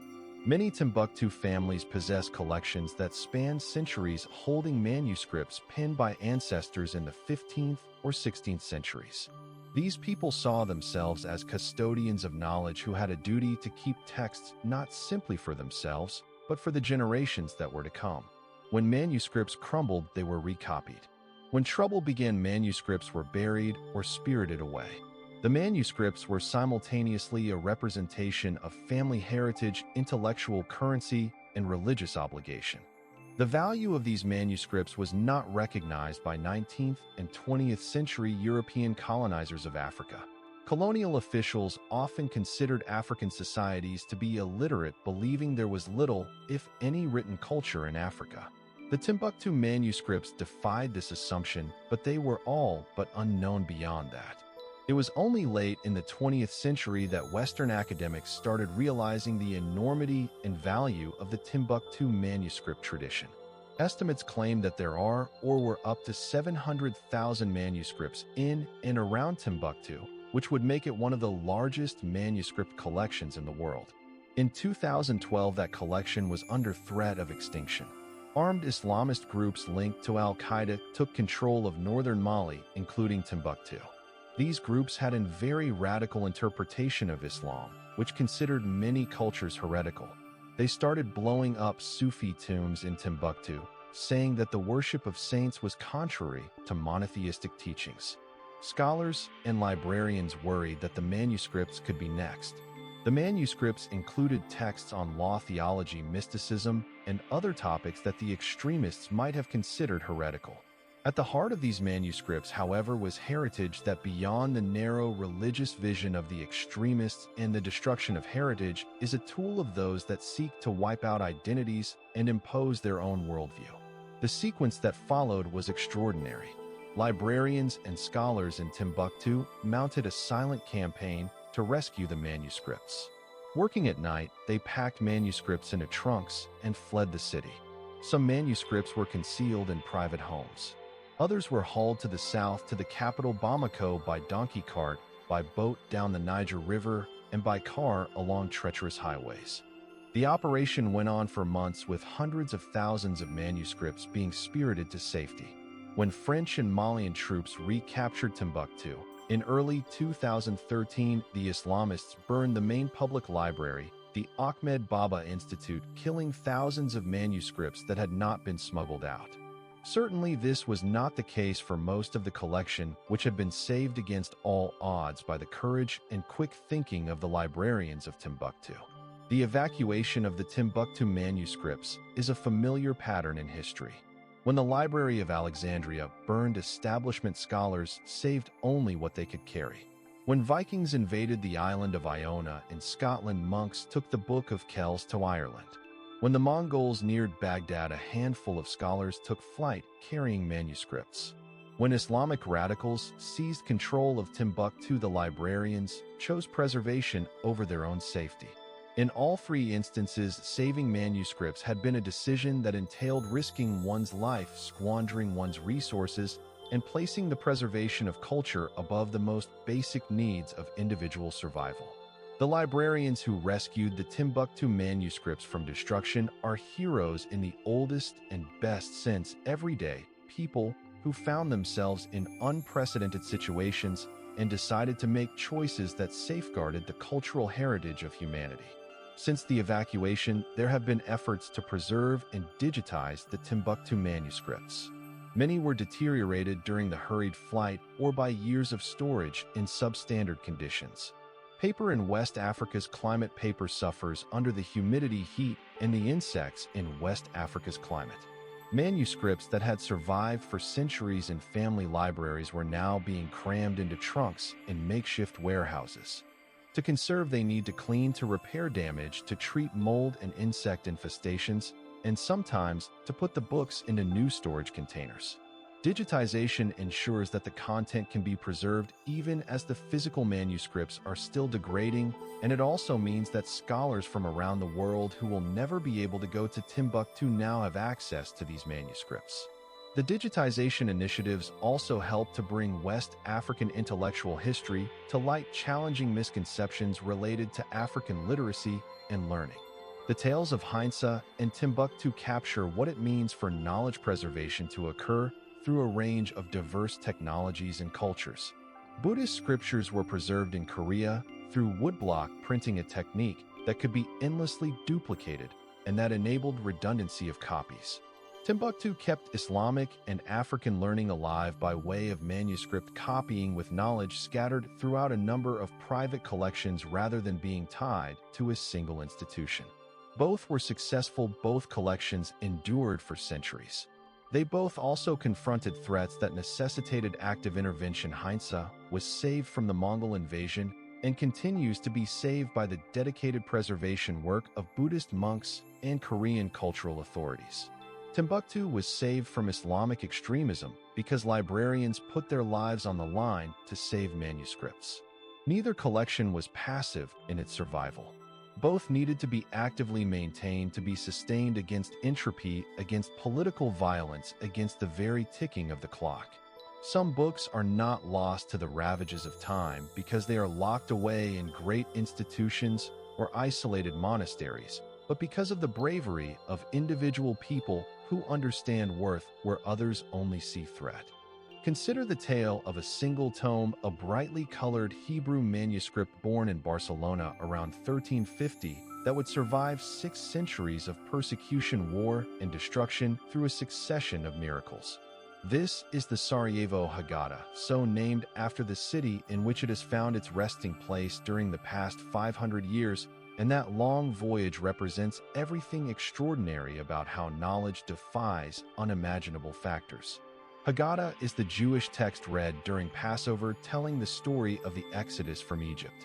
Haggadahs existed in numerous Jewish communities across Europe, but few were as crisp and rigorous in content as this. The Sarajevo Haggadah is distinctive from other Haggadahs. It is richly illustrated with full-page miniatures representing scenes from the Bible, decorated initial letters, and borders of ornamentation. The miniatures are done in Gothic-style. Gold leaf covers the backgrounds. The colors are bright, and intricate details were added throughout the pieces. The lavish production of the manuscript was ordered by a rich Jewish family in 14th century Spain at a time when the Jewish population of the Iberian Peninsula was thriving in a golden age fostered by Muslim and Christian rulers. This golden era fell away. In 1391, the invasion of Spain by anti-Jewish riots massacred thousands, and many converted to Christianity. Life was hard for Jews. In 1492, the Spanish monarchs Ferdinand and Isabella issued the Alhambra Decree, which stated that all Jews were to be expelled from the country unless they converted. About 200,000 Jews fled Spain, leaving behind possessions, homes, and all that they could not carry. Someone we do not know who took the Sarajevo Haggadah out of Spain, probably to Italy, and then might have gone to the Balkans, where Sephardic Jewish communities from Spain seated new houses of worship. The manuscript made its way to Bosnia, seemingly in the 16th century, where it stayed in the hands of a succession of Jewish families for 3 centuries. In 1894, a Jewish boy sold the Haggadah to the National Museum in Sarajevo, explaining that his family was poor and wished to sell it. Officials immediately recognized its significance and purchased it from the owner for 150 crowns. The Haggadah was acquired by the museum and closely examined by its scholars, who determined that it was Spanish and dated to the 14th century. Predictably, the manuscript was safe for the first time in an institution and not exposed as private property. This, as it turned out, was freedom for a brief moment. In April 1941, Nazi Germany occupied Yugoslavia. Within days, the country disintegrated and Bosnia was absorbed into a Nazi puppet state. The Germans soon began killing all the Jews they could find and taking Jewish property and deporting Jews to concentration camps. The National Museum's curator, a Muslim named Dervis Korkut, realized the Haggadah would be confiscated or burned. When a Nazi officer arrived at the museum to demand the manuscript, Korkut told him another German officer already had. He brought what looked like official papers, perhaps hoping the Nazi bureaucracy's fetish for paperwork would save the Haggadah. It worked. The officer left without conducting a search. He then took the Haggadah and wrapped it in a cloth before setting off for the mountains, where he hid it in a mosque in a village. He told the imam the book was a manuscript and it was holy and it needed to be protected. The imam consented to protect it. He said no more.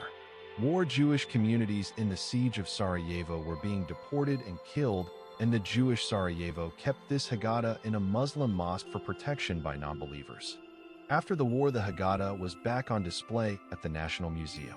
While Dervis Korkut's contribution to its rescue was well known, it was not publicized, and he did not look for any recognition. He was just doing what he thought was right, saving cultural heritage and human lives both imperiled. In 2004, long after his death, Korkut was posthumously honored with the title of Righteous Among the Nations by the Yad Vashem, which recognized non-Jews who put their lives at risk to save Jews during the Holocaust. His story represents the best humanity has to offer, the ability to put one's own safety aside in order to protect others and protect culture. The Haggadah survived World War II, only to be threatened again 50 years later. In 1992, the Bosnian War erupted and Sarajevo was besieged. The city was encircled by Serbian forces and was subjected to the longest siege in modern warfare from April 19, 1992 until February 11, 1996. During the siege, the city suffered daily bombardments from artillery and mortars, as well as sniper fire. 10,000 non-combatants were killed. In the city, widespread destruction of buildings occurred, including many cultural institutions. The National Library, an elegant, sprawling Austro-Hungarian building containing over 2 million books and manuscripts, was deliberately bombed and burned in August 1992. Firemen and civilians created human chains to save books as shells continued to fall. Witnesses said pages of a light books whirled through the air like snowflakes, the ashes of knowledge raining over the city under siege. Located in a perilous section of the city, the National Museum, where the Haggadah was kept, took a direct hit by shells. The museum director and curators understood they had to guard the collection, but they could not get it out safely through the siege. The most valuable pieces in the museum were locked in the basement, concealed behind a wall they had built to hide the hiding place.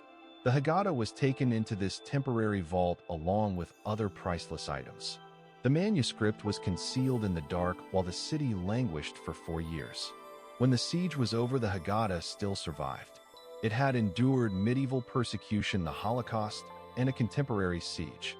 It had been rescued twice by Muslim, once by a curator during World War II, and once more by staff of the museum during the Bosnian War, and each time at great risk both to the life and to their honor. As Muslims, when it fell in their hands, it was something they were to treasure, protect, not expose to danger. The Sarajevo Haggadah is now kept in a high-security, climate-controlled vault in the National Museum of Bosnia and Herzegovina. Light exposure and handling are minimal, as it goes out on view for only a few days at a time. When not on view, it lives in darkness, treated more like a conservational challenge than a display item. Its very survival embodies Jewish history, Spanish artistry, Muslim courage, and human will to preserve culture in the face of all threat. The message here is that manuscripts do not conserve themselves. They endure because individuals make decisions that are often dangerous to safeguard them. The cycle of libraries wrecked by war extends into the 21st century, for while there have been profound advances in many fields of human activity and thought, that civilization's destruction of its knowledge through violence apparently remains beyond its grasp. In 1999, during the Kosovo War, the NATO bombing of Belgrade took place. Half of the country's largest retardant drop and water bucket air tankers crashed into the National Library of Serbia, setting the massive wooden roof ablaze. The fire destroyed around 500,000 books and a couple of thousand rare manuscripts. This was not the library's first conflagration. In April 1941, the building had also been bombed by Nazis, resulting in the loss of many books. For 50 years, librarians had been rebuilding their collection after it had been destroyed. At the end of the 20th century, it was all undone in one night. NATO officials said the library was not a deliberate target, but was located near a military headquarters, which was the target. This distinction offers little comfort. Be there destruction through intent or collateral damage, the impact is the same. Knowledge lost, collections amassed over generations turned to ash. The National Library contained material crucial to the study of Serbian and Yugoslav history, including medieval manuscripts, Ottoman period papers, newspapers from the 19th and 20th centuries, photographs, maps, and even personal papers of some of the region's most prominent politicians. They were unique when the building was destroyed, and they were lost forever. Historians researching certain subjects now encounter gaps in the archival record where papers once had been, but have now been lost. What questions can they never answer because the sources have been obliterated so that they cannot be asked by future generations? Fast forward 4 years to 2003, Baghdad and the disintegration of Saddam Hussein's regime ushers in anarchy and a security vacuum. In the wake of the American invasion, it was said that the city was literally ransacked. The Iraqi National Library and Archive was bombed and torched by fire for days. Some 63% of the library was gutted, including Ottoman period archives and newspapers of the Royal Era, archives of the Jewish community, and personal files of politicians and intellectuals. Eyewitnesses say pages of manuscripts were seen floating on the Tigris River. Pages that had survived for centuries are now turning, the ink is dissolving and the text is fading in water. But the devastation of Iraq's heritage wasn't limited to the National Library. The Iraq National Museum was also looted. Tens of thousands of items were stolen or smashed. Antiquities were plundered from sites across the country, including sites in Kurdistan, with dealers seeking saleable antiquities and consigning archaeological contexts to destruction. Universities and research institute libraries were also torched. In Basra, the Central Library, with its about 1 million volume, including rare Islamic manuscripts and Ottoman documents, had been torched and robbed. So desperate were the efforts to protect the material in the library that staff tried to intervene as the library itself caught fire, while all the while the world burns around them, saving what they were able to under the blistering winds of smoke of flame, until compelled by those hazards to flee. Iraq's libraries were shattered, and it added to the tragedy that Iraq is the home of ancient Mesopotamia, where writing was invented, where libraries evolved, and where the earliest stanzas of human intellectual poetry were composed. The destruction of libraries in the place where they were born has not escaped historians' notice. It was Saddam Hussein's regime that had razed libraries and archives belonging to groups it considered enemies, most notably its archives in Kurdistan and Shia regions. The looting and vandalism of 2003 compounded this and left an entire era of Iraqi history as covered or obscured to the extent that many thought that was it, that era was fully expunged. Recovery and reconstruction efforts are ongoing with the support of international groups to digitize remaining manuscripts and recover stolen ones that show up on the antiquities black market. But too much is lost forever. And yet libraries are destroyed today in a pattern that evokes those earlier volcanic eruptions. War produces disorder, and in disorder it is cultural institutions that are vulnerable. Fires, whether accidental or intentional, are an efficient means of annihilating paper and parchment. Plunder scatters collections, and valuable objects are stolen, and ordinary items are destroyed or dispersed. Water damage from either firefighting or broken pipes can destroy what fire doesn't. And the destruction happens quickly. Collections compiled over decades or centuries vanish in a matter of hours. Those who work in these places, the librarians and archivists, frequently risk their lives to salvage materials. They carry out what they can hide precious items, document what existed before it burned. Their heroism is the same across cultures and centuries, but that is often not sufficient. Individual efforts to combat the level of destruction are dwarfed by the scale of devastation. But knowledge institutions can be remarkably robust. Post-bombed European libraries were rebuilt following World War II, often after repossessing materials that had been evacuated prior to the bombing or borrowing microfilm copies from foreign libraries. After the Balkans Wars, libraries in the former Yugoslavia also started to receive donations from around the world and began the slow process of regrowing their collections. In the wake of the 2003 Iraq looting, work was begun to salvage what could be salvaged. It takes decades, and it never fully goes well. This rebuilding, truly lost items remain lost. But the structures of institution remain. The commitment to preservation persists, and little by little collections begin to grow again. But threats to ancient libraries of a modern era go beyond war and willful destruction. Climate change presents a creeping, slow, but unstoppable threat. Many of the oldest libraries in the world lie in areas susceptible to climate effects. The rising sea levels that surround Venice also threaten the Biblioteca Marciana. Heavy rains and flooding put at risk libraries across South Asia, and blistering heat causes materials to deteriorate at a faster rate in libraries from North Africa to the Middle East. Even well-ventilated libraries are challenged as energy prices increase and severe weather taxes the infrastructure. It may be that the ideal temperature and humidity cannot be sustained forever or even for very long in these uncertain times or times of unpredictable power reliability. Another day, another threat to funding. Libraries need their money to pay staff to keep up the buildings, to carry out conservation work, to acquire new material, to install new technology. When the economy tanks or governments come under financial pressure, library budgets are the ones hit first. Posts are cut. Maintenance is deferred. Conservation projects are postponed. These cuts can add up. Over time, a building neglected for 10 years may require major and costly repairs. Collections that are not properly maintained age.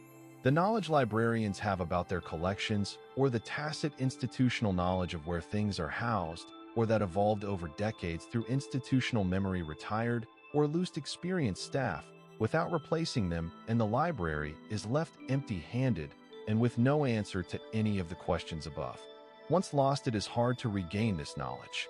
Digitization brings promise, but also new vulnerabilities. Scanning manuscripts and producing digital surrogates allows content to be accessed globally while minimizing damage to the originals. Academics who once had to journey to far-flung libraries and wrestle with fragile materials can now view high-resolution scans from the comfort of their own desks. It democratizes access and it protects the physical artifact. But there are also challenges associated with digital conservation. Because formats become obsolete, digital files need to be continually migrated. The JPEG files are still readable, but will they be readable in 50 years? Storage media decays, hard drives crash, optical discs delaminate. Digital preservation is an active process that involves migrating data to new media types, new file formats, and redundant storage. It's not preservation by keeping still, but preservation by keeping in motion. And any digital collection can be compromised by its own catastrophes: a server crashing, getting hacked, your institution suddenly crumbling, or losing funding to continue to care for the digital. The people who keep libraries safe should be praised because what they do is specialized and demanding and largely invisible to the public. Conservators, the experts who restore books and manuscripts to health, spend years training in chemistry and art history, as well as practical skills. They know the aging characteristics of various materials, how to mitigate or reverse the effects of damage without causing further damage, and how to make informed ethical decisions about conservation. If treatment of a damaged binding preserves the original looks, but entails an irreversible procedure, is that acceptable? Or should treatments be as minimal and reversible as possible, even if that compromises historical accuracy? These are complex questions, and the answers from conservators may vary according to their philosophical views on their discipline. Imagine what a book conservator does when confronted with a medieval manuscript whose parchment has shrunk, whose ink is flaking, and whose binding is disintegrating. First, there is analysis under the microscope to determine the degree of damage. The condition of the parchment is evaluated. Is it brittle as a result of desiccation, or is it powdery as a result of water exposure?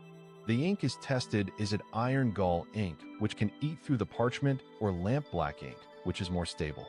The binding system is recorded. How was the book traditionally made, and what parts of that are deficient? Treatment options are formulated as a consequence of this assessment. Maybe the parchment needs to be humidified in a controlled atmosphere to regain flexibility. The consolidation of the ink will be necessary with an ISIL for 3% methyl cellulose by a fine brush. The cover may need to be taken apart for cleaning and repairs to the original materials and for rebuilding with materials and methods that simulate the original. It's slow work. A conservator may devote an entire week to a single manuscript. The selection of chemicals must be done judiciously, otherwise the used substances could bring about non-reparable harm. Today's reversible, widely used synthetic adhesives may become impossible to remove in a few decades.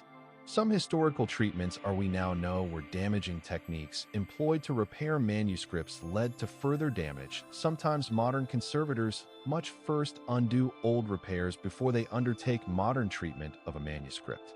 This all takes time, skill, shakeless hands, and great knowledge of the subject. It is work done out of the public eye in conservation laboratories that few ever visit. But for all those years there was work, and without that work, without the conservators maintaining, repairing, stabilizing those materials, manuscripts would have crumbled to dust within a century. Specialized knowledge, which librarians, not archivists, have proved essential to the preservation of the institution. A rare books librarian is more than just your local bookshelf spacer and finder of books. They also guard knowledge about the collection. They know which manuscripts are in existence, where they reside physically, how they are cataloged, what condition they are in, what work has been done on them, and often even how they were acquired and what their prior history was. This kind of knowledge, gained over years or even decades of working with the collection, is not something that can be easily replaced. When a senior librarian retires without imparting this knowledge, the institution suffers an irreplaceable loss. This is solved by modern libraries by means of documentation. Comprehensive catalogs, finding aids, and databases provide information about collections in ways that can be accessed by future librarians. But documentation has captured only what can be put on paper. Finds and subtlety, the kind of knowledge that working with materials everyday yields, can never be fully documented. A librarian can state that certain papers in the collection are especially fragile and must be handled carefully. They could identify the handwriting of a particular scribe in several manuscripts. They could have known the historical reasons that explain why some items were purchased as a set. This knowledge, acquired through experience, is partially art and is constantly eroding as librarians depart and institutions falter in their provision. Regulating temperature and humidity, both of which appear to be straightforward technical issues, is in fact intricate and vital for long-term conservation. Paper, parchment, and leather are hygroscopic substances. They take in and give off moisture to the air. When moisture levels are high, materials take on moisture, swell, and are susceptible to mold. When humidity levels are too low, they dry out and crack. The ideal humidity for paper is generally considered to be between 30 and 50% relative humidity. But different materials have different optimum ranges, and collections consist of mixed materials. The binding of a book might be leather, which has different moisture requirements to the paper pages. Meeting these two needs is a trade-off. The rate of chemical degradation is affected by temperature. All living organisms decompose through chemical processes as time goes by. These reactions are accelerated at elevated temperatures. Indeed, a rough thumb rule is that the rates of chemical reactions double for every 10 degrees rise in temperature. Degradation is inhibited by high levels of materials and low temperatures. However, the temperature must not be too low. Condensation hazards will arise if temperature falls below the dew point for the surrounding relative humidity. Achieving the right level, holding the level steady, and coping with equipment failures or extreme weather that punches a hole in the climate envelope all take a very close watch. Light is also the enemy of preservation. Sunlight's ultraviolet radiation causes paper to yellow and become brittle ink to fade and dyes to change color. Even visible light causes damage through photochemical processes. Rare book libraries have UV filters on the windows. They restrict the amount of time the materials are exposed when on display, and they employ low-level illumination in reading rooms. Certain substances are so light-sensitive that they may be observed only for a few minutes a year. They collect incremental damage each time they are displayed or photographed, and they are doing it now. There is a tension between the wish to make materials accessible and the need to preserve them for the future. Digitization makes this easier. Once a good quality digital image has been made, the original can be removed from normal use. The phenomenal collection of manuscripts at the Vatican Secret Archives is as an example of how modern preservation methods are translated to ancient materials. The collection includes papal correspondence, legal documents, financial records, and other materials chronicling the activities of the Roman Catholic Church over centuries. The term secret and secret archives is a mistranslation. The Archivum Secretum was in fact the private or personal archives of the Pope rather than public documents. In the past few decades, the archives have been opened more widely to scholars, although access is still controlled and materials must be used under supervision. The Vatican has spent lavishly on the infrastructure of preservation. Climate control, optimal conditions, air conditioned throughout the storage houses. Materials are housed with acid-free boxes and folders. Conservators repair damaged works. In a sweeping digitization project started in 2012, the archives have been systematically photographed, producing digital surrogates that shield originals from excessive handling. The digitization of the Vatican archives is made possible with the partnerships of technology companies' expertise and, in some cases, equipment. High-resolution scanners are used to guarantee a high level of detail. Color accuracy has been professionally calibrated. Metadata is generated for each document. This digital archive is now resulting in an exciting new development where, while it is not going to be completely open to the public, it will allow scholars or anyone interested to request digital copies of specific documents, so they no longer have to come to Rome or handle fragile originals. But even the Vatican, which has its share of resources, faltered. The archive is huge. It is thought to hold around 53 miles of shelving and millions of documents. Complete digitization would be decades in the making. Digitizing is not without cost. They have to pay for equipment and for employee time to take the photos as well as store the image files. The funding to do the project must be sustained over decades. Meanwhile, the documents still decay. A number are simply too fragile to be safely digitized with current technology and must wait for technological advancement. Others are written in languages or scripts that only a handful of scholars can read, which raises the question of whether digitizing them is a priority when funds are scarce. Preservation access balance defines contemporary library practice. That is, in the extreme, conservation entails non-use, no travel on road, storage in ideal conditions, minimum handling. An absolute access regime would be to make everything available to everyone at all times, regardless of the potential harm to the material cultural objects. Real libraries exist between these poles and work to balance access and preservation for the benefit of future generations. It's not black and white. Is a rare manuscript's digital images good enough to make it physically unavailable to readers, even if some information on it may be invisible in the images? Should original artifacts be used for teaching, inspiring young minds by connecting them with history, even if classroom use wears them out? These questions are answered differently by different organizations and individuals, and that disparity likely reflects differing priorities and concerns. Technology provides new tools for preservation. Multispectral imaging allows text that is not visible to the naked eye to be recovered from obscured or erased manuscripts.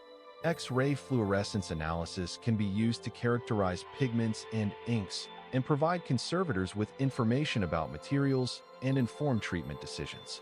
Complete digitization would be decades in the making. Digitizing is not without cost. They have to pay for equipment and for employee time to take the photos as well as store the image files. The funding to do the project must be sustained over decades. Meanwhile, the documents still decay. A number are simply too fragile to be safely digitized with current technology and must wait for technological advancement. Others are written in languages or scripts that only a handful of scholars can read, which raises the question of whether digitizing them is a priority when funds are scarce. Preservation access balance defines contemporary library practice. That is, in the extreme, conservation entails non-use, no travel on road storage in ideal conditions, minimum handling. An absolute access regime would be to make everything available to everyone at all times, regardless of the potential harm to the material cultural objects. Real libraries exist between these poles and work to balance access and preservation for the benefit of future generations. It's not black and white. Is a rare manuscript's digital images good enough to make it physically unavailable to readers, even if some information on it may be invisible in the images? Should original artifacts be used for teaching, inspiring young minds by connecting them with history, even if classroom use wears them out? These questions are answered differently by different organizations and individuals, and that disparity likely reflects differing priorities and concerns. Technology provides new tools for preservation. Multispectral imaging allows text that is not visible to the naked eye to be recovered from obscured or erased manuscripts. X-ray fluorescence analysis can be used to characterize pigments and inks and provide conservators with information about materials and inform treatment decisions. Environmental monitoring systems keep track of temperature, humidity, light levels, and pollution on a continuous basis and warn play staff of any problem that could cause damage to a collection. Digital records of conservation treatments enable institutions to learn from past work and to observe how treatments hold up over decades. All these tools empower the librarian and conservator, but ultimately they cannot replace human judgment, knowledge, and dedication. The most sophisticated technology in the world cannot save a library if the organization is underfunded, the staff is inadequately trained, the institutional leadership does not view preservation as a priority. So is the fate of ancient libraries in the world subject to human autonomy and decision? Every manuscript that survives has survived because people decided to keep it. They transcribed it as the original degraded. They concealed it when enemies came. They bore it out in the fire when the city burned. They fixed it when it broke. They kept temperature and humidity and light in check to retard decay. They digitized it to reduce handling. They taught their children how to care for it. And they did so with the knowledge that it was all for naught, that a fire or flood or war could erase centuries of accumulation in a matter of hours. But they did so anyway, because knowledge is important, because culture is important, because connection to the past gives meaning to the present and a foundation for the future. The world's oldest libraries are more than just ancient edifices housing aged tomes. They are a testament to human determination, to the belief that no matter what we know, no matter how we learned it, we must pass it forward. The Library of Alexandria was broken on by fire, taking with it writings that we will never have the chance to read. We can do so in part because ancient authorities mention books that are lost. In the 3rd century BCE, the head librarian at Alexandria, Callimachus, compiled a catalog of the library's holdings known as the Pinox. This catalog, too, is lost for the most part, and it was arranged by subject and by author and contained well over 120,000 scrolls. From such references to the Pinox in extant works, it can be inferred that the library held the works of the Greek dramatists in their entirety. Of the 3 great tragedians, Aeschylus, Sophocles, and Euripides, we have 7 plays complete by Aeschylus, 7 by Sophocles, and 19 by Euripides. But ancient allusions suggest that Aeschylus penned some 90 plays, Sophocles over 120, and Euripides 92. The whole work was at Alexandria. Now we know only perhaps 10% of their whole production, the text that happened to be copied somewhere else, and that survived when Alexandria burned. Likewise, the entirety of the Greek lyric poet Sappho's work, composing in the 6th century BCE and born on the island of Lesbos, was lost. She was considered one of the greatest poets of all time by ancient critics. Later Greek and Roman poets regarded her as a major influence, which is evident as they quoted her poetry and lauded her skill.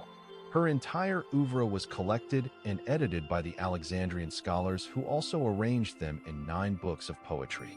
Now we have one complete poem and perhaps 200 fragments, quotations, and other ancient works or papyrus fragments found in dumps of Egyptian garbage. Beautiful Sappho and all that she could have been is especially lamented because so few women's voices from antiquity reached us. Her point of view, her female experience, her woman erotic poetry of longing, and like all that was there. Being a mathematician as well as a philosopher, he caused mathematical and scientific treatises to vanish.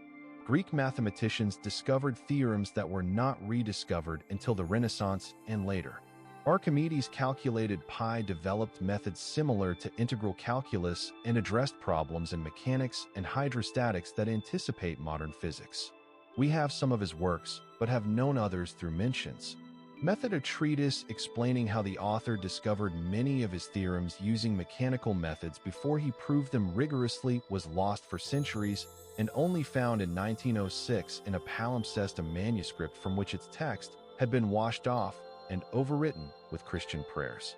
If that palimpsest had perished, we would not have learned how Archimedes thought. Stellar observations lost century after century disappeared without end. Astronomical observations that were recorded centuries ago also disappeared. Greek astronomers recorded planetary positions, eclipse times, and stellar coordinates. These observations made at Alexandria and a few other points formed the basis of the data which ancient astronomers such as Hipparchus and Ptolemy used to construct models of celestial mechanics. When the observations were lost, subsequent astronomers were compelled to begin anew, once again observing phenomena and building data sets. Scientific advance was set back centuries because the collected observations of past lives were obliterated. The destruction of Alexandria represents the tenuousness of knowledge, but it is not singular. With each library that was burned, texts were lost that existed only in those walls. Using references in extant works, we can estimate what was lost, but we cannot really know what we do not know. How many medical books have you seen in your lifetime that contain treatments that would have made a lot of people healthier if only they hadn't been lost? How many philosophical arguments called into question the presuppositions which became orthodoxy? How many narratives of history gave different perspectives from the ones offered by the winner's accounts that inundate our sources? The loss is not just quantitative, but qualitative, she said. The other thing is that we have a very skewed sample of ancient knowledge in that it's disproportionately biased toward what happened to survive. They survive preferentially texts copied more times which were more important, written in languages that continued to be used. Minority opinions, works on the margins, treatises in extinct languages, these were far more likely to vanish. Yet that anything came down to us is wonderful. Consider how an ancient text attains to readers living today. The original is spared maybe the 5th century BCE. It has to be recopied when the original papyrus is lost to decay a generation thence. And that copy must be recopied a generation hence, and again and again and again so. Once a text has been copied, x times 1 is x steps away from potential mistakes. Scribes misread words, omit lines, misspell words. The majority of texts were known from very small numbers of copies. All the copies resided in a single library, or the equivalents of a single library in modern terms, and that library burned down. It was like the text vanished. If multiple copies of the text were scattered across different places, it could still survive the destruction of a single library. Over many generations of scribes, through centuries, through the fall of the Western Roman Empire, through the anarchy of the early Middle Ages, these were texts that had to be copied or they would die. Heavily graffitied folios from medieval books in Spain are shedding light on how many monastic scribes in medieval Europe played a role in preserving classical texts during the so-called Dark Ages. When urban civilization in the West crumbled, when literacy died out, when commerce and communication contracted, monasteries endured as islands of learning. The reason monks were copying texts was not necessarily because they appreciated the content. Many classical works were pagan and heretical, but because copying was seen as a form of worship, and because some classical texts were good for education. Virgil was copied because he taught the pupils what Latin prose was by his use of Latin in his verse. Aristotle was copied at least in part because his logic was helpful for theology. Medical books were copied because medical practical knowledge were needed in monasteries. So for partly practical and partly devotional reasons, fragments of classical learning were kept alive by monks. The passage of texts from Greek to Arabic and thence to Latin provided another route for preservation. When Islamic writers during the 8th and 9th century made efforts to collect Greek philosophical and scientific works, they were in fact retrieving a collection of works that was vanishing in the Christian world. The full works of Aristotle were preserved mainly in Arabic translation. In medieval Spain, Christian scholars and monks translated many of these Arabic texts into Latin in the 12th century. Thus, they were restoring knowledge that had been lost in Western Europe for centuries and had been preserved in the Islamic world. This east to west route was not to return only the Greek texts, but also the commentaries and extensions of them by Islamic scholars. European scholars were introduced to Aristotle as interpreted by Avicenna and Averroes, Islamic philosophers who had not only appropriated Greek philosophy, but taken it forward. The mid-15th century invention of printing changed the preservation equation entirely. It was cited that before printing, every book was unique as it was written by hand. With the printing press, one could produce hundreds, even thousands of identical copies. One copy might be lost, but many more still existed. Damage to one copy was no longer catastrophic. Books were cheaper, more widely distributed, and much more likely to have survived because of printing. It also made texts more uniform. Before printing, every manuscript copy of a work was unique, with errors or visible differences introduced by the scribes. Editions post-printing are uniform. This proved beneficial for scholarship because scholars in disparate locations could work with common texts and be confident they were talking about the same words. But the printing press was not a guarantee of preservation. Still, books burned. Libraries were still sacked. The security of the print lay in its numerousness. The thing that was held in many copies could not be lost to time in its totality. But it was also the case that printing implied that those texts which were not printed were more at risk. Manuscripts which were not printed may be treated as obsolete. Loss of medieval manuscripts was widespread in the early modern period as libraries at all levels of the institutional hierarchy purged their collections to make way for printed books. Many were destroyed or recycled as scrap, or their pages were used for bookbinding or other purposes. In this manner, printing, while rescuing a few texts by producing more copies of them, was also an agent in the destruction of texts that were deemed unworthy of printing. Palimpsests give us a view on what was lost and sometimes recovered. A palimpsest is a manuscript that has been scraped or washed and used again. This reuse was due to the costliness of the parchment. If the application of a text was over, the parchment could be reused, but it was never fully obliterated. The original ink is still visible in places, particularly in the folds and edges where scraping could not penetrate. In the 19th and early 20th centuries, methods were developed to decipher these under text. Chemical processes can enhance the visibility of the ancient ink. Then multispectral imaging enabled us to use different colors of light to bring out traces that are invisible to the unaided eye. These methods have led to the recovery of many lost texts from palimpsests. The most well-known palimpsest recovery is the Archimedes palimpsest. In 1998, a 13th century prayer book went up for auction. As scholars examined it, they discovered that the prayers were inscribed over mathematical texts, some of which were by Archimedes. The palimpsest was bought by an anonymous collector who granted access for research and conservation. In the next 10 years, scholars deciphered the underlying texts using multispectral imaging technology and other advanced methods. They recovered sections of several works by Archimedes, among them the method which explains his process for mathematical discovery. Without this palimpsest, we would not know that Archimedes applied thought experiments with weights and balances to preemptively discover theorems, not just prove them rigorously by way of geometry. The retrieval transformed understanding of Greek mathematics, showing that the ancient mathematicians dwelt on problems in ways more modern than we had thought. Other palimpsests have revealed classical texts, early Christian manuscripts, and the like in dead languages. Each recovery is exciting because it means knowledge thought to have been lost is found again. But scattered among the palimpsests that have been deciphered and translated are yet more that have been lost to fire or war or the ravages of time, or as of yet remain unread. How many are under this visible text of manuscripts that have not been meticulously examined? How many were obliterated before the technology of imaging allowed us to retrieve them? We'll never know, but the existence of recovered palimpsests suggests that the total loss ma. Another source of recovered texts is the rubbish dumps of ancient Oxyrhynchus in Egypt. In the late 19th and early 20th century, archaeologists working at the site uncovered massive amounts of papyrus fragments which had been discarded in ancient times. Egypt's dry climate preserved the papyrus, and the garbage heaps held everything from tax receipts to literary texts. Most of the shards are tiny, sometimes just a few words, but scattered among the hundreds of thousands of shards are fragments of lost plays, poems, philosophical work, and other literature. Scholars have been reconstructing and publishing these obscure Oxyrhynchus papyri for more than a century.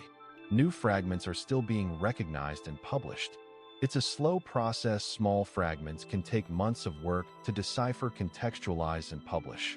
But each fragment is a chance to recapture a shred of lost knowledge. Among the finds in Oxyrhynchus are pieces of lost poems by Sappho, sections of plays by Euripides, early Christian documents, and works by otherwise unknown writers. One extraordinary discovery was a piece of a hitherto unknown comedy by Sophocles, establishing that the great tragedian also dabbled in comedy. Another was a 2nd century papyrus of the Gospel of John, one of the earliest Christian texts ever discovered. The discovery suggests that the ancient world was a hell of a lot more literate than we might imagine, even if that's not how we actually lived. People read things we've lost. Their garbage heaps preserve tantalizing vestiges of this lost literary culture. The pattern of loss and survival is not random, but reflects historical forces. Books in dead languages disappeared unless they were translated. Syriac Christian writings are much better preserved in the Middle East than Greek texts, since Syriac continued to be used by Christian communities long after Greek was no longer favored. Texts judged to be heretical by dominant religions were frequently destroyed. We only have knowledge of numerous early Christian heresies through the repudiations written by Orthodox individuals. Political tracts that advocate losing regimes were purged. Now history written by losing peoples is hopelessly underrepresented. Cultural bias informed survival. Those texts that were consonant with the values of the copiers were more widely copied. So the body of classical antiquity that survived to differenced not just in what was written, but in what later generations wished to preserve. The modern assault on knowledge has its own modalities, but is as dangerous as any in ancient times. Digital knowledge is rendered obsolete by changing formats and by evolution in the infrastructure pathways by which digital access is provided. When organizations collapse or servers get sent into oblivion, websites vanish. Digital preservation is active. It involves constant migration to new formats and replication in multiple locations. Unlike their physical counterparts, which can be read for as long as the paper on which they are printed survives, digital files become unreadable once the software and hardware required to run them become obsolete or vanish. We are producing an unprecedented volume of digital knowledge, from scientific data to social media posts, yet it is not clear how much of it will be accessible to historians of the future. Permanent access to information via the internet is a myth. Documents are regularly removed, overwritten, or deleted. Websites from a decade ago are defunct. The digital age produces far more data than ever before, but may retain a smaller fraction of it. Efforts like the Internet Archive try to maintain a record of digital content by snapping up and archiving websites. But that's a mitigation. Much content isn't archived, and archived content may not continue to be accessible if the archiving institutions cease to tide over. Physical books are more durable than digital files when it comes to long-term preservation. A book that was printed 500 years ago, if it has been properly stored, is still perfectly readable today. A digital file that was created 2 decades ago can already be difficult to open up if it was created using an obsolete format. That does not mean we should give up digitization or digital publishing. Both have immense advantages for access and scholarship, but it does mean that we should not pretend that digital preservation is any easier or more permanent than physical preservation. Both require an active, sustained effort. Climate change is physically damaging libraries through extreme weather events and will gradually damage them through changing environmental conditions. Coastal libraries are threatened by rising sea levels. A collection is threatened in regions that are getting wetter by increasing rain and flooding. Drought and heat are threatening regions that are getting drier. Storms damage buildings. An interrupted power supply interrupts climate control. It may be that the assumption of being able to maintain ideal conditions for storage perpetually will not turn out to be true in an era of more variable climate and less reliable energy infrastructure.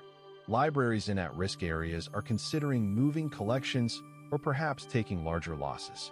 Economic forces are threatening libraries in a less dramatic manner than war, but that may be just as devastating in the long term. Maintenance deferred dries out houses of worship. Understaffing means the collections aren't properly maintained. Budget cuts for acquisitions mean the libraries get left behind in buying up-to-date materials. These small declines build up over decades. A once vibrant library slowly becomes less useful, less visited, less valued, until it locks into a vicious cycle. Declining use justifies and encourages cutbacks, which lead to further decline. Undoing such decline is costly and difficult. It is much easier to prevent through sustained funding than it is to restore after decades of neglect. So what should be done? Libraries need to be supported consistently by governments, by institutions, by donors, and users. They need enough money for staff, for building upkeep, for conservation, for acquisition, for technology. They need legal safeguards, including copyright deposit laws that guarantee that collections continue to grow and laws that protect cultural heritage from being looted and destroyed. They require international cooperation. If the libraries of one country are at risk, those in other countries should come to its aid by sending donations, offering technical help, and by temporarily housing materials that have been evacuated. They need the public's support. Those who appreciate the importance of libraries will help save them politically and financially. Every little bit counts. Contributions to library conservation and rescue organizations do enable them to provide services to conservation. Going to libraries, physical or digital, shows they have value and are worth supporting. Lobbying for funding for libraries on the local and national level shields them from potential cuts and helps to ensure they are appropriately resourced and motivated. There's labor involved too for the volunteers who help digitize or catalog collections. Small things, returning your books or not eating or drinking in the reading rooms, help keep the collection clean. The oldest libraries have lessons about thinking in terms of centuries. The institutions that have lasted for centuries have done so because commitment to preservation had been passed down through many generations. My point is that obsession with the day-to-day and what is needed right now produces a series of decision-making that runs counter to the long-term preservation in favor of short-term convenience. Another source of recovered texts is the rubbish dumps of ancient Oxyrhynchus in Egypt. In the late 19th and early 20th century, archaeologists working at the site uncovered massive amounts of papyrus fragments which had been discarded in ancient times. Egypt's dry climate preserved the papyrus, and the garbage heaps held everything from tax receipts to literary texts.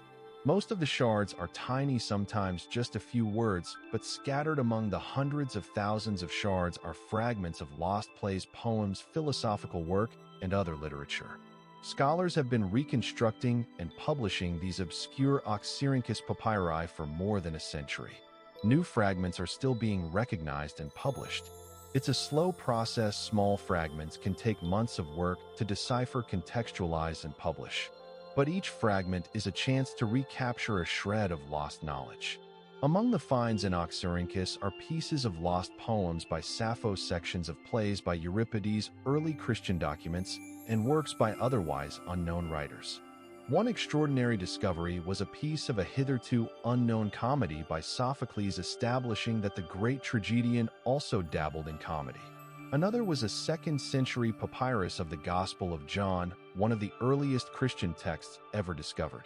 The discovery suggests that the ancient world was a hell of a lot more literate than we might imagine, even if that's not how we actually lived. People read things we've lost. Their garbage heaps preserve tantalizing vestiges of this lost literary culture. The pattern of loss and survival is not random, but reflects historical forces. Books in dead languages disappeared unless they were translated. Syriac Christian writings are much better preserved in the Middle East than Greek texts, since Syriac continued to be used by Christian communities long after Greek was no longer favored. The long line of knowledge transmission that stretches back to our ancestors and that we are responsible for carrying forward to our descendants. The survival of ancient knowledge is contingent upon decisions made today. Will we adequately fund libraries? Will we educate the next generation of conservators and librarians?